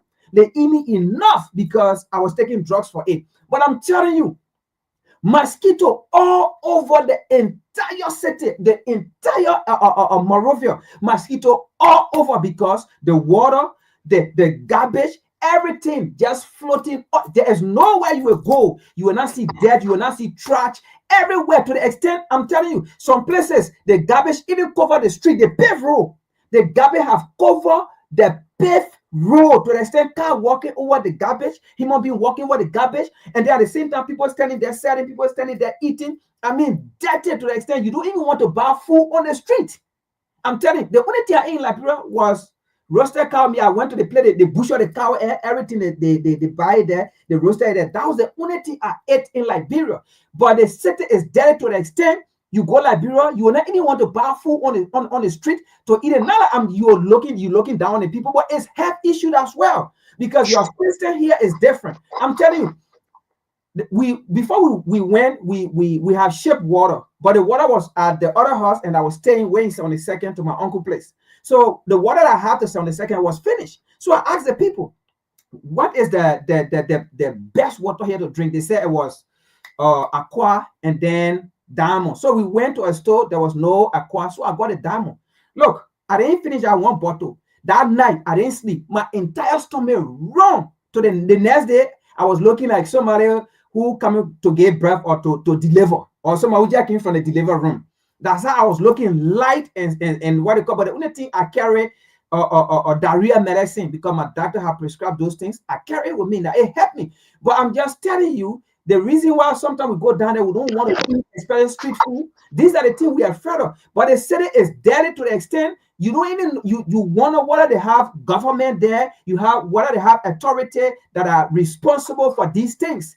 Dirty country, dirty. I mean, I'm a country, but it is the truth. The city is dirty. The country is dirty to the extent that these are the same people that said Jefferson Kochi was not doing nothing because he had no connection. You know, they had a connection when they come. They will bring the European Union. They will go to all the American city mayor and bring them to clean the city. In fact, said Jefferson Kochi did not know how to lobby and stuff. Where are they now who know how to lobby when they were lobbying at that time in Washington, D.C., when they were lobbying, telling people not to carry phones, when they were lobbying, telling people not to go Liberia. Liberia is dirty. Now they are telling Liberian other people not to go to Liberia when Liberia is even more dirty, 10 times dirty than the past government. Now they are telling people to go there. I'm just telling you, Brother Prince, this government, right? And the people that are in this government that Joseph Iman Boakai was talking about, he's have competent people already on the table, and he's going to bring competent people. If you are not competent, you will not work in his government.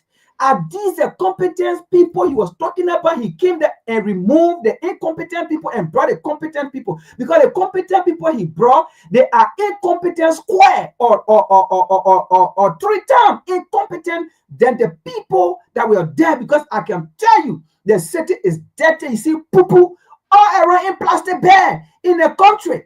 They are not taking care of the country. They are there looting and stealing, and the country is dirty. But they will come and say, when George Weah were there, why are they? No, that's the reason why they removed George Weah. They put you there. So don't mention George Weah and you go 1 year and a half now. So this is not about George Weah. This is not a campaign time. When campaign time reach 2029, then you can talk about George Weah. Then George Weah will talk about you. And then you and George Weah will measure what he did 6 years plus what you did in your 6 years. But for now, stop focusing on George Weah. Stop focusing on CDC. Stop focusing on who talking against your government, because whether you like it or not, we will talk against your government. It is the way it is. You say you want democracy, so that's how democracy works. Not everyone going to like you. And some people will like you, and some people will dislike you. Because according to democracy, the aim of any opposition, the aim of any political party is to go against the ruling party, to remove the ruling party, despite you are doing right or not. And that's what you did to the former government that was in power today, the opposition. All right. Whether they were doing good or not, you never talk about the good. You're always talking about the bad. Not to say there was all bad thing and no good thing, but you never ever want to talk about the good thing. You talk about always the bad thing and things that was not even happening. You talk about it because your aim was to remove him and come to power, which we understand in every democratic institution. That is what they do for me. That's why I don't believe in democracy, because I am not going to favor you because I am in the position to which you are occupying. So I'm not going to talk good about you to make the citizen to understand that you are doing better than time for election. I've already campaigned for you. The citizen will not vote for me because my aim is to remove you. So I will preach every dirty politics against you. So why should you get angry? We were not even preaching dirty politics. We are just talking the obvious. We are just speaking what is happening in your government. So just take it, recognize it, and then try to find solution to what we are breaking out so that you will make your government better. Other than that, you are incompetent, you are dirty. The same way you say the past government, the workers or the people that was ruling, they were dirty, they were incompetent, they were not presidential material. You are proving to all more than 3 times that you are not presidential material, because the nation is 3 times dirty than the previous government. You see, when you look at Joseph Numa Boakai, the same way he is, I mean, his heart is dirty. The same way his behavior is dirty is the same way the country is dirty. This man took over with hate. He believed that as far as he is concerned, anything that is attached with President Weah, he must get rid of it. He is so evil and so hateful to the extent that he will tell Josiah Joker to run after people who are making $150, $125 MCC. That's how dirty Joseph Numa Boyka heart is. In our common Liberian way, people who are very ungrateful, people who are very wicked, we say anybody that tell you, say, my man, that man get dirty heart or that man get dirty way. That's how the country is looking like. These people lied to the Liberian people and said the reason why the country was dirty was because we had incompetent people, like you rightly said.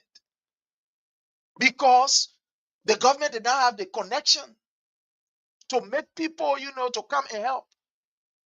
Now that they have all of the connect, these people are there. What are they doing? Look at red light. Look at red light. This is red light. I want you to look at red light. So what is the city corporation of Pingsville doing? The city mayor doing? What is he doing there? I thought the people said Liberia was going to be a heaven. We can play you a clip of Joseph Numa Boyka, who said 4 months we are going to see changes. He did not. He said 4 months we were going to see changes. That's the voice of Joseph Numa Boyka, not my voice, not me, but that's Joseph Numa Boyka. He said 4 months. Now let's listen to this. Let me play it for you to hear it. What happened? Where is Joseph? We now allow small children to sell market when they should be in school. They should be in school. We will not allow those young ladies to go in the street whole day yourself. The money you make can't even buy rice. We can't do it. We want to put dignity on our people. And that's why we're here. That's the mission we have. And I can assure you, if you check your calendar, it's exactly 4 months from today. Today's the 10th, right? When is the election? You start checking. 4 months to the date. After 4 months, you will see a new Liberia coming up. We are just Numa Boyka. After 4 months, you will see a new Liberia coming up. According to what Mr. Boyka said, according to what he said to us. After 4 months, we'll see a new Liberia coming up. Today's the 10th, right? When is the election? You start checking. 4 months to the date. After 4 months, you will see a new Liberia coming up. You will see a Liberia that will give you hope. You will see a Liberia where corruption will be a thing of the past. Yeah, just a Numa Boyka. A Liberia where you will have no corruption. Corruption will be a thing of the past, according to what Boyka said. But is that what we're seeing? The city is completely filthy. But you have a city mayor who is passing around with the most expensive outfit you can ever think about. You have a city mayor who passing around, he bluffing. When you ready to pour out here, he walking around, he say, yeah, he inspecting city. But the city is dirty. The entire Mosorado County, with the exception of rural Mosorado. And it's even surprising, my brother, the people who are in the rural parts, they are even more clean and they observe what we call the kind of hygienic, behavior as compared to we that are in the city. There are some villages and some towns you enter, you don't just drop anything anywhere. So how can we were saying we know book, we were saying we clever, we live in Morovia, in the capital city. We say, yeah, we live in the capital. How can we allow filth to take over us while the people who are in the interior are keeping their place clean? How? When you have a government that does not care, a government that lie its way to power, this is what can happen. Look at what is happening. Risking the citizen life. This man just said corruption will be the thing of the past. We have a new Liberia. Is this the new Liberia, Joseph Numa Boyka, you promise? The old man is a pathological liar. Like I said today on one of the show, on our sister show, Kings. The issue of lying is a behavior that some people get. It almost like, it's part of their DNA. That's why people refer to them as pathological liars. When you hear people saying, oh, they made a pathological liar, it means that a part of you, that sickness is a disorder. You cannot do without it. It's just part of your life now. And that's what happened. Today, you have the Breca government that is walloping in lies. Everybody now know. Everybody now know, to the extent that even the people who supported them, the people who helped to propagate their messages around here, ask me, what are these people saying? Today, some of them now, they have their heads bowed in shame and in disgrace. Their heads are bowed in shame and disgrace. Dirt is taking over our country.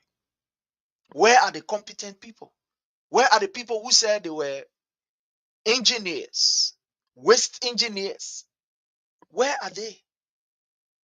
Where are the people who say they get a connection? They will bring trucks, they will bring this, they will bring that. That it is simple for them to do. Where are they? The people who used to undermine the government when they were there. Why are these things are still happening? That is a question for us to answer. Again, fellow Liberian, those of you that want to contribute, the number is up there. 443-991-3356 is that number to call. At any time, you can call and then have your say again. The number to call is right up there, 443-991-3356. Again, the number to call is 443-991-3356. My brother Frank, I want us to talk on, I don't know if you had the time to look at the statement from Tier 1 Gonglo. Did you? Yeah, I went through it. I kind of Okay. glanced through it. All right. Yeah, let's hear from you on, the Tier 1 Gonglo communication. Brother Prince, when I went through it, I wanted to comment about like anyway, we'll do on the show. I would tell you this, right? And to his supporter. I'm sorry, Uncle, because I wanted his supporter. I don't want to get relevant to Mr. Gonglo. And my reason for this is this. You see, as a lawyer, a renowned lawyer, someone who claimed to know the Constitution. Sure. So let me just hold you here. We have a caller. I'm sorry. Let me just hold you here as we take our very first caller. How are you, says Josephine? Welcome. Yeah, thank you, Prince. Thank you guys tonight again. Thank you It's a too. sad story. So this one is my brother's friend. Oh, wow. Yeah, and he's die-hearted citizen.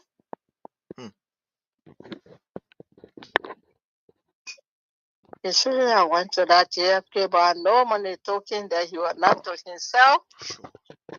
How you kill somebody that get in a critical condition for 3 hours in the ambulance? And he went again inside, and you have to stay 2 hours again because they know what they were doing. But let me tell them, I got a message for them.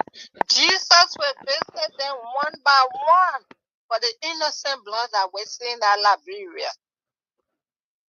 They will not go free. Their day will come and they will die peaceful death more than people they are killing right now. Every day, look at the body. Every day now they finding body in the plastic. Every day they finding body. Every day. Not a single day they find body. Why? Look at that bro looking now. They said Koshi was not working. Yeah. But Koshi was working. Look at that water side. How could you tell it to? And put the pin everywhere, red, white, and blue. But now look how Labra looking. Look at the whole world looking at us that we like our country is nothing. Brother, reduce Labra to negative, beyond negative. Wow. Anyway, when your man call Pamacho, when you say me let Pamacho, then you settle down there, call Kasawali and say I want Kasawali. When you go eat that Kasawali, maybe it's also stay inside. That's what happened to our people. They regret it, but they got to deal with it for years. I know. Look at how we get two speakers. I know one speaker, but the other speaker still forcing it away. I know. The children get in the street to protest for their look at LU. College students used to walk. They go, President Weah, President Weah pay their wifey and give them money when they go to East. They get place to go to study today. No teacher in classroom. Children get in the street, they beating them, they hurting them, that blood flowing from them. We just need to pray for Mama Liberia. God will make a way. I don't know way in that country. In Jesus' name. Amen. Amen. Thank you so much, Sis Josephine. Thank you so very kindly for contributing. My brother, it's over to you. Thank you so much, Brother Prince. I will lay my premises, but anyway, that's good. Yeah, the mother they need to, talk sometime. Yeah, so like I said, I don't want to give credence or relevant to Mr. Tiwa Gongo, His Excellency. But the truth of the matter here is, this is a man, right? He claimed, anyway, I don't want to say he claimed, he's a lawyer. Let me not take his credential. He's a lawyer. This is a man who is a lawyer, right? But again, he claimed to know the Constitution. He claimed to have been one of the elderly in the nation who have represented and who have served the nation for a very long time, right? Very good. Now, but over the past years, I would say over the 6-7 years now, right? These are the people. I want to say this, and I want for Liberian, meaningful Liberian, to listen to this. We are not, or we should not allow people to always come to manipulate us, to indoctrinate us, to lie to us, to mislead us, to give us a view that is not of our interest, right? But in their interest, and we always fall by it, right? Now, what am I saying this? Under the presidency of President George Weah, the great, the excellency, right? The kings of kings, right? Now, when we say these things, they want to say, oh, we praising, we're doing this. If Boaka was doing the same thing, we will say king of kings, right? But he's not doing it anyway. Let's continue. The king of kings, President George Weah, his excellency. During his presidency, we saw Tiwa Gonglo then, a noble man, as they claim, right? These are the people that were on the street. I saw Tiwa Gonglo. We saw him every time on the street. Every little thing. They would be talking. We saw Tiwa Gonglo there on Spawn TV. Since when? When these things happen, or when this happened in the house with this whole speakership issue, did we see Tiwa Gonglo on Vera Spawn TV or Vera platform, or even on his own platform talking about these things, giving his opinion or statement about it, that is not it was wrong or it is not good? Did we see it? We never saw it. But what I want to say here is, these people plagiarize from what we just said or what we've been saying. From day one, we spoke against this. We spoke on this, that it was not the right thing. Now, why now should I take Tiwa Gonglo information or statement today? And not just to him, to be frank, not just to him. I will never take any of those people in a statement, because look, these people are doing it because they want to gain relevance, because they eyeing the presidency, for 2029. So why would they want to say, if they are help, right, to prolong this thing? Because I believe, because these are Joseph Imam Boaka people, right? They are almost in the same age, they all believe in the same philosopher. They all were there to remove President George Weah. They all spoke the same language. They all went with the same agenda, right? They all went with the same propaganda against, President George Weah. Now, what am I saying here? If you were an advocate yesterday against ills in society, if you were an advocate yesterday, right, against institution that was misleading, right, the nation, if you spoke against it yesterday, why not speak against it today? Why not still silent today? Yesterday, if you are so vibrant, yesterday, if you are so strong and energetic, speaking against ills in society, why not today are you silent?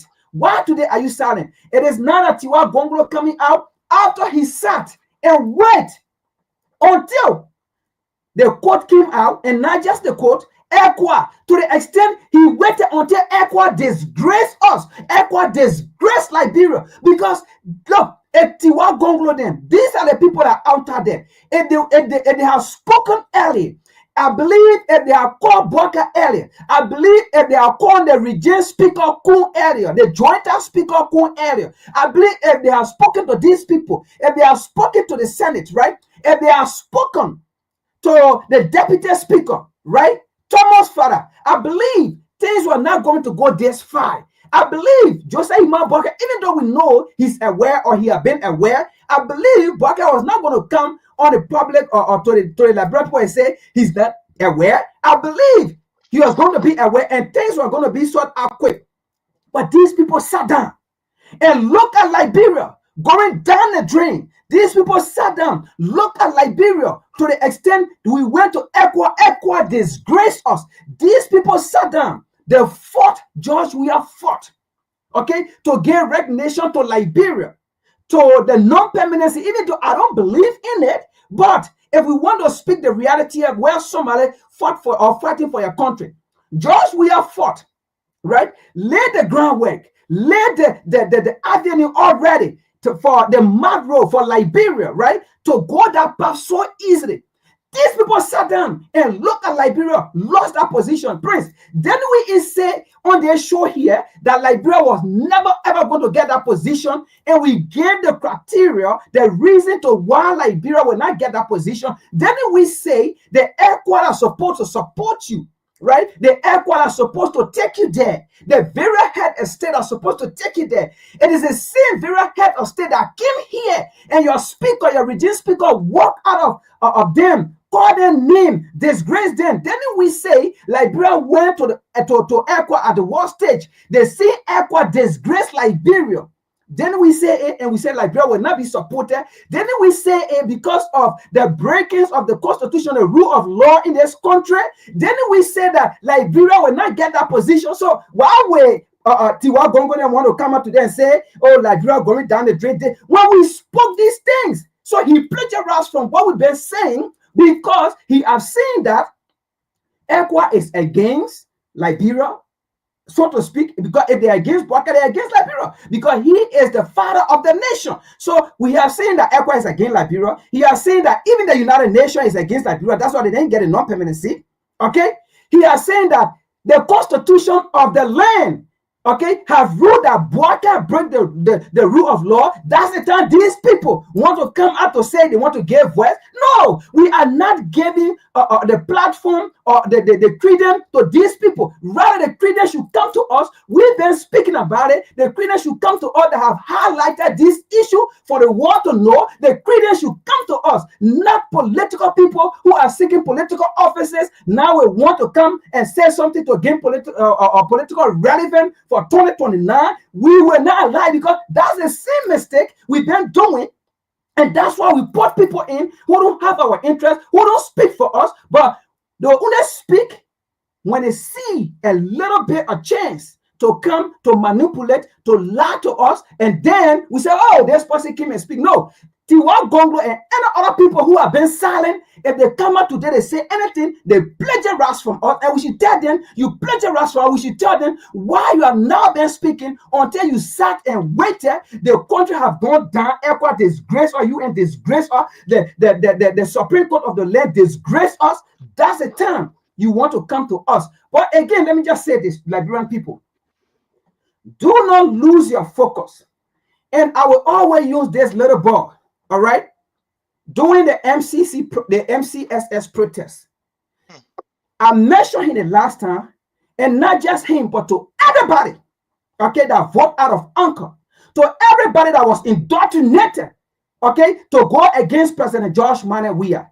To this boy, that day when I listened to him, he said we want to send a caveat to Boaka, to be reminded, the same way we remove President Weah, that's the same way we want to remove it. Let me say this to Liberia and to many of you that will come out or that will say we want to send a caveat to Joseph Boaka, the same way we remove President Weah. No, send a caveat to yourself. Now this is the time that you need to go to your own closet, to your own dining room table with your children, and begin to ask yourself, Send a caveat to yourself. Begin to ask yourself what you enjoy on President George Weah. Are you enjoying the same thing on Joseph Boakai? The privilege President George Weah gave you, is Boakai gave you the same privilege, all right? Or the free tuition, right? University free tuition, those things that President Weah gave you, is Joseph Boakai giving it to you. You have money sent on your phone when you go for your Weah. Your parents don't have to suffer. I mean, you got money on your phone already. You go buy food and eat. It's Joseph Boakai giving it to you. I mean, these are the things that you need to be talking about. It's not about President. We are sending a caveat message to yourself. Ask yourself, where did we go wrong? Did we elect the right person? Ask yourself, send a caveat to yourself. Did we remove the wrong person, or did we remove the right person and put in the wrong person? Now, this is a judgment day for yourself. Now that you need to be judging yourself. Did you do the right thing? It's not about personality, because for every time you say, oh, we want to send message to this person, how we remove this person, that's how you're going to always be putting wrong people in power, because you are not analyzing your mistake. You are not recognizing your mistake. Because I will tell you, it is not about sending caveat to Joseph Boakai. It is about the decision that you made. Now go and sit down and ask yourself, did I do the right decision? Did I make the right decision? What are we going through? Now, the promises this man made to us, are we seeing it? Unlike President Weah, where things were not all roses, but some of the promises he made to us, we saw it, and we saw a better life. We saw Liberian moving. We were not spectators in our country. We were not being killed like this. President George Weah gave us the opportunity. We were able to hustle, rode our back, our bicycle, our keke. There was no killing, no brutality. Okay, people are not dying in plastic bed and all of those things. President George Weah took responsibility of his failure, his fault, all of those things. This is where now you need to sit down and ask yourself the question, because you made a mistake. Ask yourself, did I make mistake to elect Joseph Boakai and put President George Weah out? It's not about sending caveat messages to no one. The caveat message is should go to you, and that is to go to all Liberians. Because if you say we send a caveat message to Joseph Boakai to remind how we remove President Weah, that means you have not yet learned. Thank you so much, my brother. You know, you have said it right. Fellow Liberians, and those of you who are patriotic, do not allow somebody to take your glory. Don't allow someone to take your glory. What you are seeing, and I want to some extent, sad with you, my brother Frank. These people are coming out today because they've seen a complete failure in Joseph Boakai. Councillor Tiawon Gonglo is on record, supporting Joseph Boakai.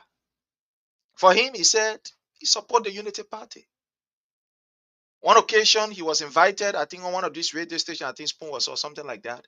And he said, yes, he will support again, even if the need be, if that was to happen, he will support again. So these are the people that put us in this nonsense that we find ourselves in. You and myself, as ordinary people, we told the Liberian people that this man was a useless man. This man, don't entrust Joseph Boakai with your life. Don't entrust him with the country. This man openly confessed to us that as for him, he squandered opportunity. We told the Liberian people. So it is not a news. This thing should not be a news. They say, oh, there one Gongolo say, no. It is not a news. This is why we, the common people, we have been saying, you and I, this is what we have been saying. We stood up against this particular behavior from day one. But let me tell you something. We always like to give people glory that do not deserve those glory. We call people heroes who are not heroes. They put us in this mess, and they are looking for a way to be able to refine and to come back in. They are looking again for that relevant that we stand and say, oh yeah, the people there. No, I have a great deal of respect for the Honorable Tiawose Gonglo. But the message that coming from him, that waiting me and you not that is something we've been talking here. Or because he really big English, or because he needs Tiawon Gonglo, so he wrote it so more wrong way. No. You and myself, we have been saying this. We stood up against this particular behavior and said, no, what they were doing was illegal. To the extent that ECOWAS will come to Liberia and tell Jose Numa Bueka, work with the people, behave like this. Fellow Liberians, like Madam Ellen Johnson Sirleaf said, we are on our own. Because Liberia is isolated from the rest of the world. I'm telling you. Where are the connections that Jose Numa Bueka boasts of? This old man was brave enough to tell the Liberian people that he get connections. He get friends. Oh yes. He said, friends in higher places. Where are his friends? That today the nation is crumbling down. As I speak to you, the rate is now 200 to 1 USD. 200 to 1 USD. Look at the level of killings that are happening. Look at the level of what we call health malpractices that is going on in Liberia. Look at, you get people who say they are health workers that don't even have the credential. Look at in the hospitals today, the malpractices that are going on. No strong statement we have ever heard from Jose Numa Bueka since he took over as president. No. We have never heard anything from Jose Numa Bueka. Jose Numa Bueka is now the new dummy on the block. You can't hear from him. These are the people that are saying, oh, President, we are not talking about President. We can talk 1 time in a year, 2 times in a year. But since Jose Numa Bueka took over, he has not said anything to raise the hope of the Liberian people. Nothing. But this man is brave enough. We take $1.2 million to go buy a car while JFK, some of our people are still held hostage in JFK. This man will take $1.2 million to go and buy a car while your children don't even have transportation, public transportation. This man will take $1.2 million to go and buy a car while government teachers, they are protesting. No, I don't want you to believe me. There's a video here. I want you to, I want to show that video. And when you see that video, it's comical, but it's serious. You see what our people are going through. Aggrieved public school teachers, they are protesting. I don't want you to believe it. Let me play you something here for you to see. Here is it. All volunteer teachers Yes, on the national payroll. Fellow volunteers, do we agree? Yes. Fellow volunteers, do we agree? They may want to buy car for $1.2 million. But the entire budget that the Ministry of Education needs to put these people on payroll and to pay them for the time is almost about 100, let's say about 200,000. But Jose Numa Bueka is able to listen to these people. Listening to these people cry. These are the people who teaching our students, our children, our relatives in the public school. Listening to them. Here is it. Asking, Honorable President, we do not agree to leave any of us behind. We have come to ask you. The finance minister told us that there is money in the budget. The Minister of Education said to us, there is money in the budget. So the 2,000 money in the budget, enough for poor people, enough for teachers. The money that in the budget is for Jose Numa Bueka, how you call a vassal then that he appointed. The oldest man that have the most large, the largest ever you can think about, a vassals. You get a vassal on economy, a vassal on good government, a vassal on this, a vassal on that. The money that in the coffee, they say for the teacher then. You know who they say for? For Jose Numa Bueka people that you keep. What kind of man that every day the man is employing? Every day, go to the executive mansion website. Every day there is another appointment for Jose Numa Bueka. Every day there is another appointment for Jose Numa Bueka. And the people that you're appointing, he ain't going to get them pound one for them to drink and go sit down. No, he giving them pound one. You know why he giving it? That money. That money. So he appointing big people and giving them fat salary. Why these people, some of them making what, $200? Some of them 100 and something, $300. You're not able to pay them. But education minister, she is taking almost $7,000 every month for housing allowance. Central bank governor, he's taking almost $7,000 to $8,000 every month for housing allowance. He's taking almost $7,000 for scratch card to be calling and say error. Listen to these teachers, and I will play. I don't want you to believe what we are saying. I will tell you, Listen. if I release order that all teachers in the Republic of Liberia should put down chalk, most especially those of us that were vetted. We will put it down. And we ask you, April 1st. Today is the 31st. Tomorrow is April 1st.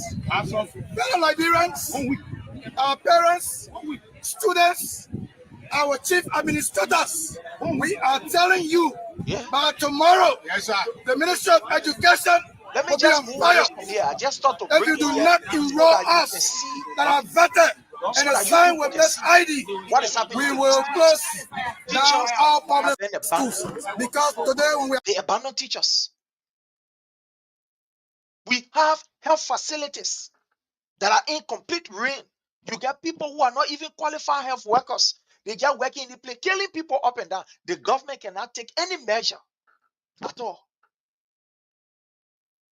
You get unity partisans who put their life on the line. They know that Joseph Newman Boyka will now worth the salt. But they say, oh, that Joseph Newman Boyka will won. Today they are crying. Today they are crying. It is unfortunate. Our health system now has been politicized. You get a bunch of unqualified people, people who are not even fit to even get paracetamol to somebody. Today they are in the health system. They are in the health system. Because Joseph Newman Boyka doesn't care about the Liberian people. He doesn't care about you and myself. No, he doesn't care. This old man is so wicked that what we say they have to wicked the country too dirty. They are dirty, the country dirty. You saw President Weah took serious approach. You saw Jefferson Tamakoji, this young man, who took serious approach to ensure that Liberia was a clean city. But today, you get Joseph Newman Boyka, who's sitting down there with dirty heart, dirty country. Fellow Liberians, it is about time that we call up the evil in this particular government. What they have started, as I speak to you now, they are talking on increasing the prices of our basic commodities. You don't get job, but you want to take enough taxes from people. How stupid is that? Look, in this country, even those of us that are working in this country with the increase in tax, we are still crying. If I leave job today, tomorrow, day after tomorrow, I will turn around, we'll find some kind of job. But even those of us that are working here, that we can find 1-2 jobs to do, we are still crying because of the taxes that is levied on us. Through these indirect or direct things that we purchase around, we are crying. We that in America will get job, we get the opportunity. Tell from one job, we do some kind of way, we'll go to another job. We are qualified to get job, but we are crying. So what's about in Liberia, where you don't even have work for people? You're taking people off the job, but you are increasing the taxes that people are supposed to pay. Is this government stupid or what? You are not providing job for the people, but you are making their life unbearable. You are making their life unbearable. Can you imagine? We that here in the country that we here. Some of us we can do one job because you do one, waiting we get so much. Some of us need to do two. We go do some kind of 4 hours on this side, we come with rest. We go do on the other side, we come with rest. Then how much more than a nation that the people don't even have jobs? A nation that is not even thinking about developing a system where your people can be equipped and employed. They lie to you. Now look at where we find ourselves. Where we find ourselves. A useless government. Joseph Newman Boyka right under his nose. Foreign Affairs Minister took money from children. They say for scholarship. Even the vice president, the first lady office took money from people. Nobody was held accountable. But this man was brave enough to say corruption will be the thing of the past. Corruption is the thing of the past. When you are encouraging your officials to be corrupt, Joseph Newman Boyka is a disgrace to the presidency and a disgrace to the odious African nation. The president we are saying now, the men were incompetent, the men get no connection, they didn't get that. But now in opposition, President Weah was meeting with other presidents when he was in opposition. He was meeting with stakeholders, real leaders in the African region, in the African basin. He was meeting with these people and discussing with them. Since Joseph Newman Boyka took over, what kind of serious person he have made? With the exception of going to the conferences that when he come back, he come with hands swinging, that the people getting nothing. He has become an embarrassment. The way he is leading. Look at the human rights report. We'll talk on it during this week. Maybe tomorrow. Tomorrow, I think I'm supposed to have a day off. We'll talk on it. My brother have chance. Maybe we'll sit down and discuss on it. Look at the human rights report. But you think it's surprising to us? It is not surprising. Because we know that Joseph Juma Boyka does not respect the rights of other people. He does not. He does not respect the right of people. So we are not surprised. It is just unfortunate. An old man who is supposed to set a legacy for a nation that will be united, for a nation that its people will respect the rule of law, is the one not disrespecting the rule of law. Now I have caught up with him. But we look up to the Supreme Court to be able to resolve this particular stalemate that we have been struggling with. My brother Frank, let's hear from you as we call this a day. You know, Brother Prince, this government is an embarrassment, if I can borrow from Yeka Kolba. It's an embarrassment to us to the extent that how can in a nation the former president is being recognized and respected by ECOWA, by the 55 or 54 head of state of Africa than the seated president. Because President George Manneh Weah have been invited to more country as an opposition leader to talk about peace and security, leaving the seated government, to talk about governoring, leaving the current president, inviting the oppositional leader to talk about peace and security in West Africa, in Africa, and around the world.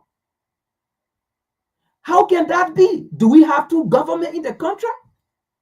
That Boyka is not being recognized by the same international body, but opposition leader, former president, His Excellency, is being recognized by the international body and respected by the international body.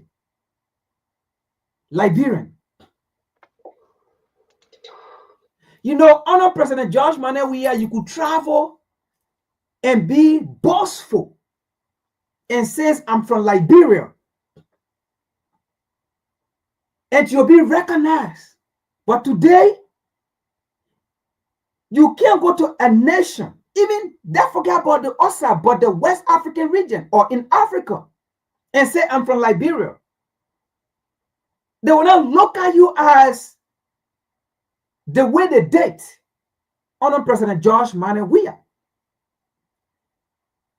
It is because you have a government in power that does not know what it means to be a president. It is because you have a government or a president in power who have to be reminded about changing his pen pals. No, this is not about mocking I mean, we know in America here, people of that age, they wear pen pals. They wear diapers. They wear put-up. Because at any time they have bladder issue at that age, you are not strong enough to hold your bladder or to hold your bowel movement and those things. It release as anytime because it's weak or weaker. So we are not bad moving the president. It is reality. And that's why people of that age, you have the in-grown home, the inner home, and you have people taking care of them so that they can have rashes on their body. You have people changing it at any time. People have to come and tell you, oh, I think you need to change because they are not in a mental state of mind to tell someone, I want to use a bathroom or I want to change. People have to come and touch them like a baby and say, oh, you need to change now. We are not mocking the president. That's how it is. That's the state he's in. They may not be telling you, but we know. So you have such a president. For example, a former Sudan president of that same age, they went on a gathering, right? An African event. This man peed on himself. Not knowing he was standing in a group. And he peed on himself, not knowing he peed on himself. Another example, Bombia from Cameroon, the same age. They came to the United States here. They had a US Africa summit. Time for this man to speak. He had his speech in his hand. They see where you can see Bombia. Time for him to speak. He walking out of the stage. And then they have to go knocking and bring him back like a turtle. I said, no, don't change your route. Always. And I one time, and two times, you have seen it happen to Bombia. We are not bad mouthing him, but it is that age that you reach. You can't do nothing. And that's what we spoke against. Paul Biya sat down here when they called him, he didn't know what to say. He had his speech in his hand. He did not know that was his speech. That's how it is. So what we're saying, Liberia going through, you look for it. You put Liberia through it. When we say, you know, those that used to tell us, those that were supporting Boaka used to tell us, oh, you're stupid this year, you're stupid Weah, stupid George, you ain't got brain, you ain't got this. Now, do they have brain now? Do they have more brain? Because they supported Boaka. I mean, all the educated people. You see why I say I don't want to get credit to Tiwa Gonglo? Because these are the educated people. How can you see a man like that? You supported him. And you say you will support him again even if he come back 2029. Are these the kind of people I'm gonna look at Tiwa Gonglo again, my vote on my life, or I tell someone to vote for him? Because he had that same mindset. You know, why McCain did not win the election? Yes, the video while you are talking so that we can put it off for our people. Yeah. You know, Salva Kiir. Yeah, he is. Yeah, he is. South Sudan. He peed on himself. Similar thing that happened to Boaka. The man that will forget, you gain information, he take the paper, he going straight to your horse. He jump another way, people gotta run behind. And boy, this is it. These are the kind of people. Look here. He we on his head. Yeah, is it? South Sudan President Salva Kiir has today. There is it.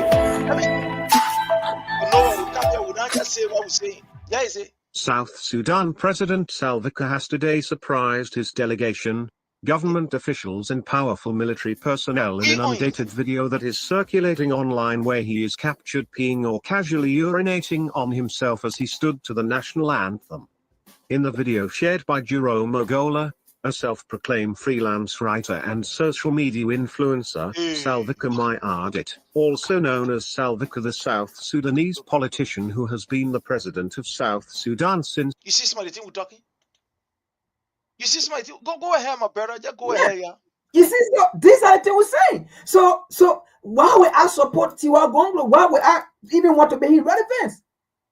Because he said when Joel Boga come back 2029, he will support him. So should I look at my life? Can Tiwa Gonglo change my life? Because he had the same mentality, and like I was saying, that's the same thing that made McCain the election between John McCain and Barack Obama. John McCain did not win the election because they actually wanted to give that election to John McCain. And to those of you that America don't really practice democracy, but they wanted to give that election to John McCain. But they wanted to give it to him because as a veteran war president, they wanted to honor him before he died with that title. All right. But the reason why they did not give it to him was because of the same policy he was coming up with George Bush. Because imagine people didn't want George Bush. All right, because George Bush have already led the U.S. to Iraq and we're going in fact into Great Depression. So they wanted George Bush out. They want a fresh person. McCain coming with George Bush ideology. McCain coming with George Bush policy. That's how they said, no, we don't want it. That's how they put Barack Obama in. But so it's the same thing. So if Tiwa Gonglo had the same idea or the same policy at Boaka, she will have support. No, I'm not going to do it. I'm not going to get a relevant to Tiwa Gonglo because I know that those people don't have my interest. They don't have future for me. You see, look what I'm saying there. You hear that? Yeah. Hey, right. You see, you see, people running behind you say no. Security gotta run behind. People put yeah. You see that kind of thing? You see, let me just put a sound here so how people can hear it. Distinguished ladies and gentlemen. Okay. On the occasion for the groundbreaking of this National Resource Center, this is an embarrassment to the odious African nation. Get a It is my president that is pleasing duty in after he to say, now present to you His Yeah. Excellency Joseph Nana, you see that? President He of go, the yeah, come, Republic of got Nigeria. to run behind him. Make They got to run behind security. When they start going to the podium, I'll tell you that. You see, when he said that the honest side is supposed to be the honest side, even the made the MC had to come and say, no, they Oh. won't the intervene. Republic They of will be on the Nigeria. screen. Look, Make look, whoa, yellow, hey, yes, yes, you talking, hey, yes, now there you say, honest side, you got to go. Honest side, you got to go. He even tell Yes, people, he even tell people why he knocking my shoulder for. exactly so. You see, hey, yes, Yeah. hey, yes. Yeah, my brother Frank. Let's conclude. Yeah, So let's so look, Liberian, look, we cannot continue, right? To be doing such a mistake like that. We should not do this again. And we should stop letting people, all right, to indoctrinate our mind, to manipulate our mind, like your hero, one of your former hero was telling you, I will make Liberia. In fact, he said, I will make a country. He said, I'm not a country man. I'm a Congo man. I will make the country man. When I say bow down, you bow down. When I say move, you move. When I say stand, you stand. People that will say those kind of things, they are not in your interest. And you allow them to insult you, to tell you all kind of things. How can someone tell you, I'll make you, you will bow down. When I say bow down, you bow down. When I say move, you move. When I say stand, you stand. And then you call such a man your hero. And these are the people that you allow them to manipulate your mind to go make a decision that is not in your best interest. We got to stop this. It got to stop. It got to stop. Thank you so much, my brother. Again, fellow Liberians, we want to take this time to extend our thanks and appreciation to all of you that have been on here for the past 2 hours. We want to appreciate you. Thank you so much for sharing. Thank you for liking. Thank you for your comments and every other thing. Again, let us continue this effort. You know, we should not give up. We are the patriots of this generation. Those of you who are commenting, those of you who are sharing, those of you who are coming back and forth, we are the patriots of this particular generation. Let us not sit and allow Boyka to plunge Liberia into a chaos like he's doing. Let us continue to expose them. Again, I want to say thank you. Hopefully, maybe tomorrow, I don't know, but I'm not supposed to be at work tomorrow. I hope and pray that I have the strength to be here. We're not really too fine, but we thank God after resting for a while. We have regained our strength with medication. We say thank God. All of you who check on us, we want to say thank you so very kindly. Again, we will be here tomorrow. So until we meet again, want to say thank you. Continue to follow the page under the Palava Hut, the YouTube channel, and also that of the X and the Instagram. So until we meet again, my brother Frank, thank you so very kindly for always being here. Today, the rest of our panelists, they are so very busy. That's the reason why we did not see them. But let's again be here next week, Friday. Until we meet next week, Friday, have yourself a God bless day. Love you all and bye from my end. Bye, my brother.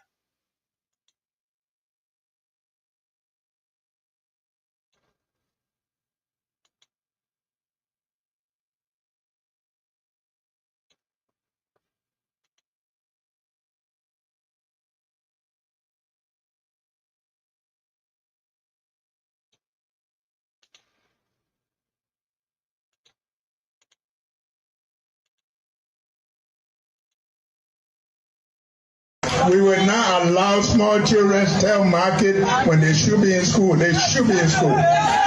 We will not allow those young ladies to go in the street whole day yourself. The money you make can't even buy rice. We can't do it.